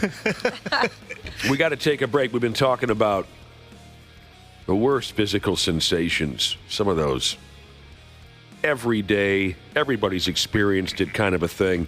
One more before we take a break, because this is a big one, kind of like biting your tongue or stubbing your toe. Everyone's suffered through it. The brain freeze or the throat freeze when you have yourself a bucket of ice cream or something like that. Oh, man. Throat freeze. You just have to brace all you can do is brace yourself. Yep. And give it about, what would you say on average, about a minute and a half? Probably. Yeah, right around a minute maybe. It's like, did you know that the Timberwolves announcers, Michael Grady and Jim Peterson, whenever a player takes a shot to the balls, Michael Grady will just say, give him 40 seconds. Because he believes that that's the average amount. Shot to the nuts has got to go into our conversation on worst physical sensation. Oh, here's a good one from Shotgun Messiah Jesus, burning the roof of your mouth. Yeah. Luckily, for me at least, that doesn't last too long. Maybe a day. Well, there's a lot of traffic in there. That's true, yeah. A lot of... I got a lot of people to please. You are a people pleaser. Yeah, I can't stay closed too long. No, you've got a job. And I've got a reputation to keep. The 93X Half-Assed Morning Show. I mean, you suck like you've never sucked before. On 93X. Great answers. Great answers from our listening audience here on the text machine. We were having a conversation about, how did I put it again? The worst physical sensations. Aside from the brutally obvious, getting shot or stabbed or scalped or you have a leg off or something. That's so tough to watch in movies, the scalpings.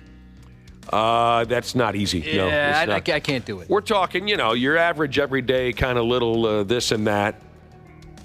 And I already forgot how you put it again. How did I put it? What did I say? How'd you set it up the first time? Yeah. Talking about just those little things that are just really annoying. Yeah, why the hell can't I think of the way I've been saying it for the last half hour? I already threw the article away. For Christ's sake. Sensations. Yes, worst sensations. Worst physical sensations. There you go. I'm sorry, we're almost out of here. Right, worst physical sensations. Great answers from our listeners. How about when your bottom gets raw from wiping too much? Yeah, you and I are both aggressive wipers, and that can cause some issues. Laser Cutter Jesus, along those, he said his most uncomfortable physical sensation, wiping your butt and then accidentally running a finger through Mud Valley. No. Yo. And a text like that. Never happened to me. You've never had that happen? No, because I build myself a pillow every time I use the bathroom. I've certainly done that. And you're so mad at yourself. With the toilet paper, I build myself basically a pillow. And you think, why did I have to go through the full valley? Oh, God. I just kept going. Hitting your shin on a trailer hitch. The worst. Yeah. There was somebody here that had a trailer hitch on a Ford Focus, and it enraged me. Because at first I was so mad at myself, and then I realized, wait, that's not my fault. No, it's not your fault. I was like, no, somebody's going to do it on a Ford Focus? Something you would never, ever anticipate. No. Or you see it like on a Subaru or something. It's like, what? That almost makes more sense. Worst physical sensations, blue balls. Yeah, I know that's a controversial topic, but that is very uncomfortable. Sharding. Oh, that realization. This is a great one because this is like in the conversation with the all-timers, stubbing your toe, biting your tongue. I mean, those are the Hall of Famers when it comes to worst physical sensations because everyone's experienced it. And this one belongs as well. Getting the wind knocked out of you. Yeah. It's a scary feeling. When we can all, I'm sure, remember when we were kids playing ball or whatever, it doesn't matter if it was the first time. When you really got your wind knocked smooth out of you, that is a helpless feeling. Yeah, Absolutely. The first time is just the fear. Not understanding what's going to think. Right. Am I ever going to breathe again? Right. This is terrible. That's a good point. When you first have it happen, when you're a little kid, you think, well, this is it. I'm dead. I didn't even know that could happen. Tearing a fingernail.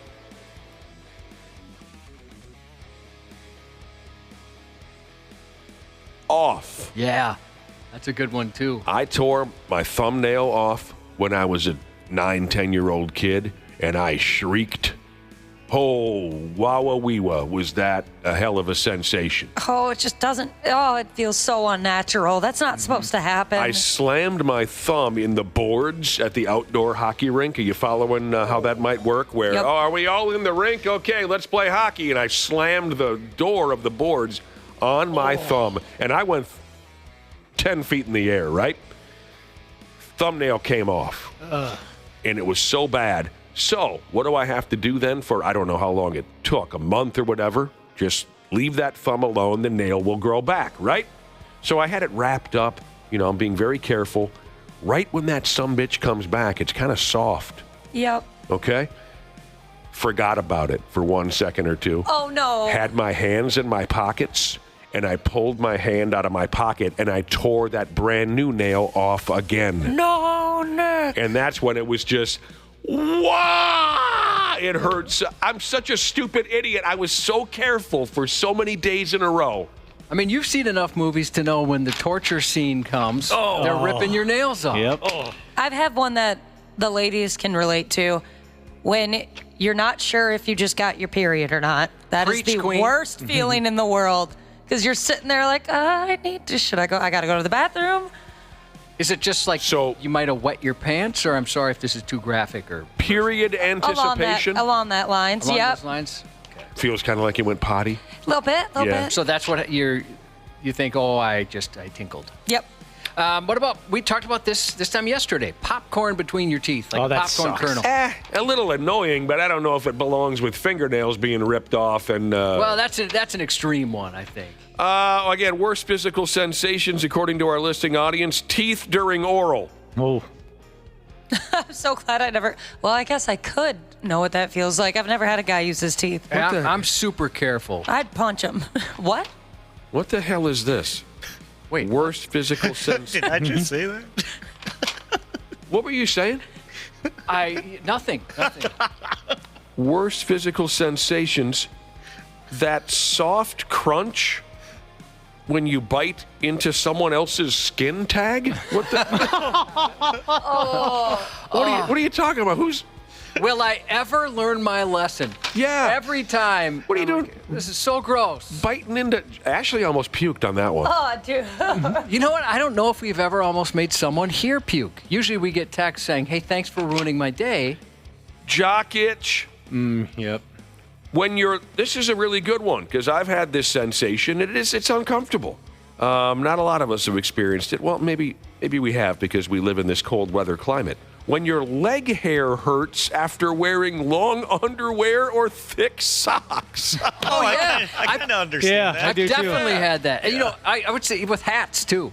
Yeah. Where your head, hurts. Yeah. Or like an itch that you can't get because you're, skating or snowboarding or something. It's on the bottom of your foot. That's a terrible feeling, too. Girls really get that head pain. Your hair hurts whenever you put your hair up in a bun for a while or a ponytail. I remember back in the day when I had the buff tufts. I remember back in the day where I'd go, a couple days without showering, and my hair would hurt. Yeah. Your hair's sitting on your balls. Oh, that is a terrible feeling. And finally, before we leave this wonderful conversation about the worst physical sensations out there, I got to close with this one. Slamming your vagina in the car door. That takes skill. This is not quite on topic, but Florida transplant Jesus said, when your sister-in-law comes to visit. Sure, some people, they can find that pretty annoying. Oh, man. All right, I'll read this text as written. Hurry up. We got skin tags to eat around here. I've been starving for them all morning. Yeah. Hey, lardass, this text starts. Oh, towards you? Towards me. I love it. Can I get a shout out? I'm listening to the effing song Jesus. It's his birthday this weekend. They called you lard ass. They did. It doesn't get any better. This one says, hey, Cubby. Could I get a shout out to Halo Design Jesus from Chasing That Carrot Jesus? No, not the way you spoke to me. That's not going to happen. Happy 50th to Hammer and Nail Jesus. Army Mechanic Jesus said last night's party gave him a level 3 overhang. So they had a decent soiree. That's great. That's great. Happy birthday to big brother Gavin, turning 14 tomorrow, and little sister Remy, turning 7 on Sunday, from Insulation Hauling Jesus. Happy early birthday to Bus to Failure Jesus. Barsaw Jesus said he's a real pimp, and his birthday's tomorrow. Have a great weekend, everyone. Oh, wait a minute, Josh. What? It's my mother's birthday. Oh, happy birthday, Mrs. Bourne. I almost forgot. It's my mother's damn birthday today. I'll have to give her a telephone call. I wonder if she's aware of it. Is she going to have a hot toddy or something? She'll have something or another, by God. That's great. Nothing slows her down. Happy birthday to my damned mother. She's a fun person to be around. She will, she'll get after it. She will. Your godson absolutely loves her. He even asks about her. You love seeing her. She's great. Nice to hear. Nice to hear. But that's what I was saying. Have a great weekend, everyone but who, Nick? Oh, I'm going to say original toolmaker Jesus. Have a great weekend, everyone but original toolmaker Jesus. We're back on Monday. 93X. Hey, podcast listeners. Dana here. Can I let you guys in on a little secret? Just between us. We like all of you much, much more than the folks that listen live. But no matter how, when, or where you check out the Hams podcast, we got to give thanks to our friends at Standard Heating for making it all possible. It's been a pretty tame winter so far, but we know well enough that we're not out of the woods yet. So hit up standardheating.com to get them out to your house to make sure your furnace is tuned up to do all of the furnace-y types of things it's supposed to do. I'm still learning the lingo. Make that appointment today. Become a Smart Club member like me. That's standardheating.com.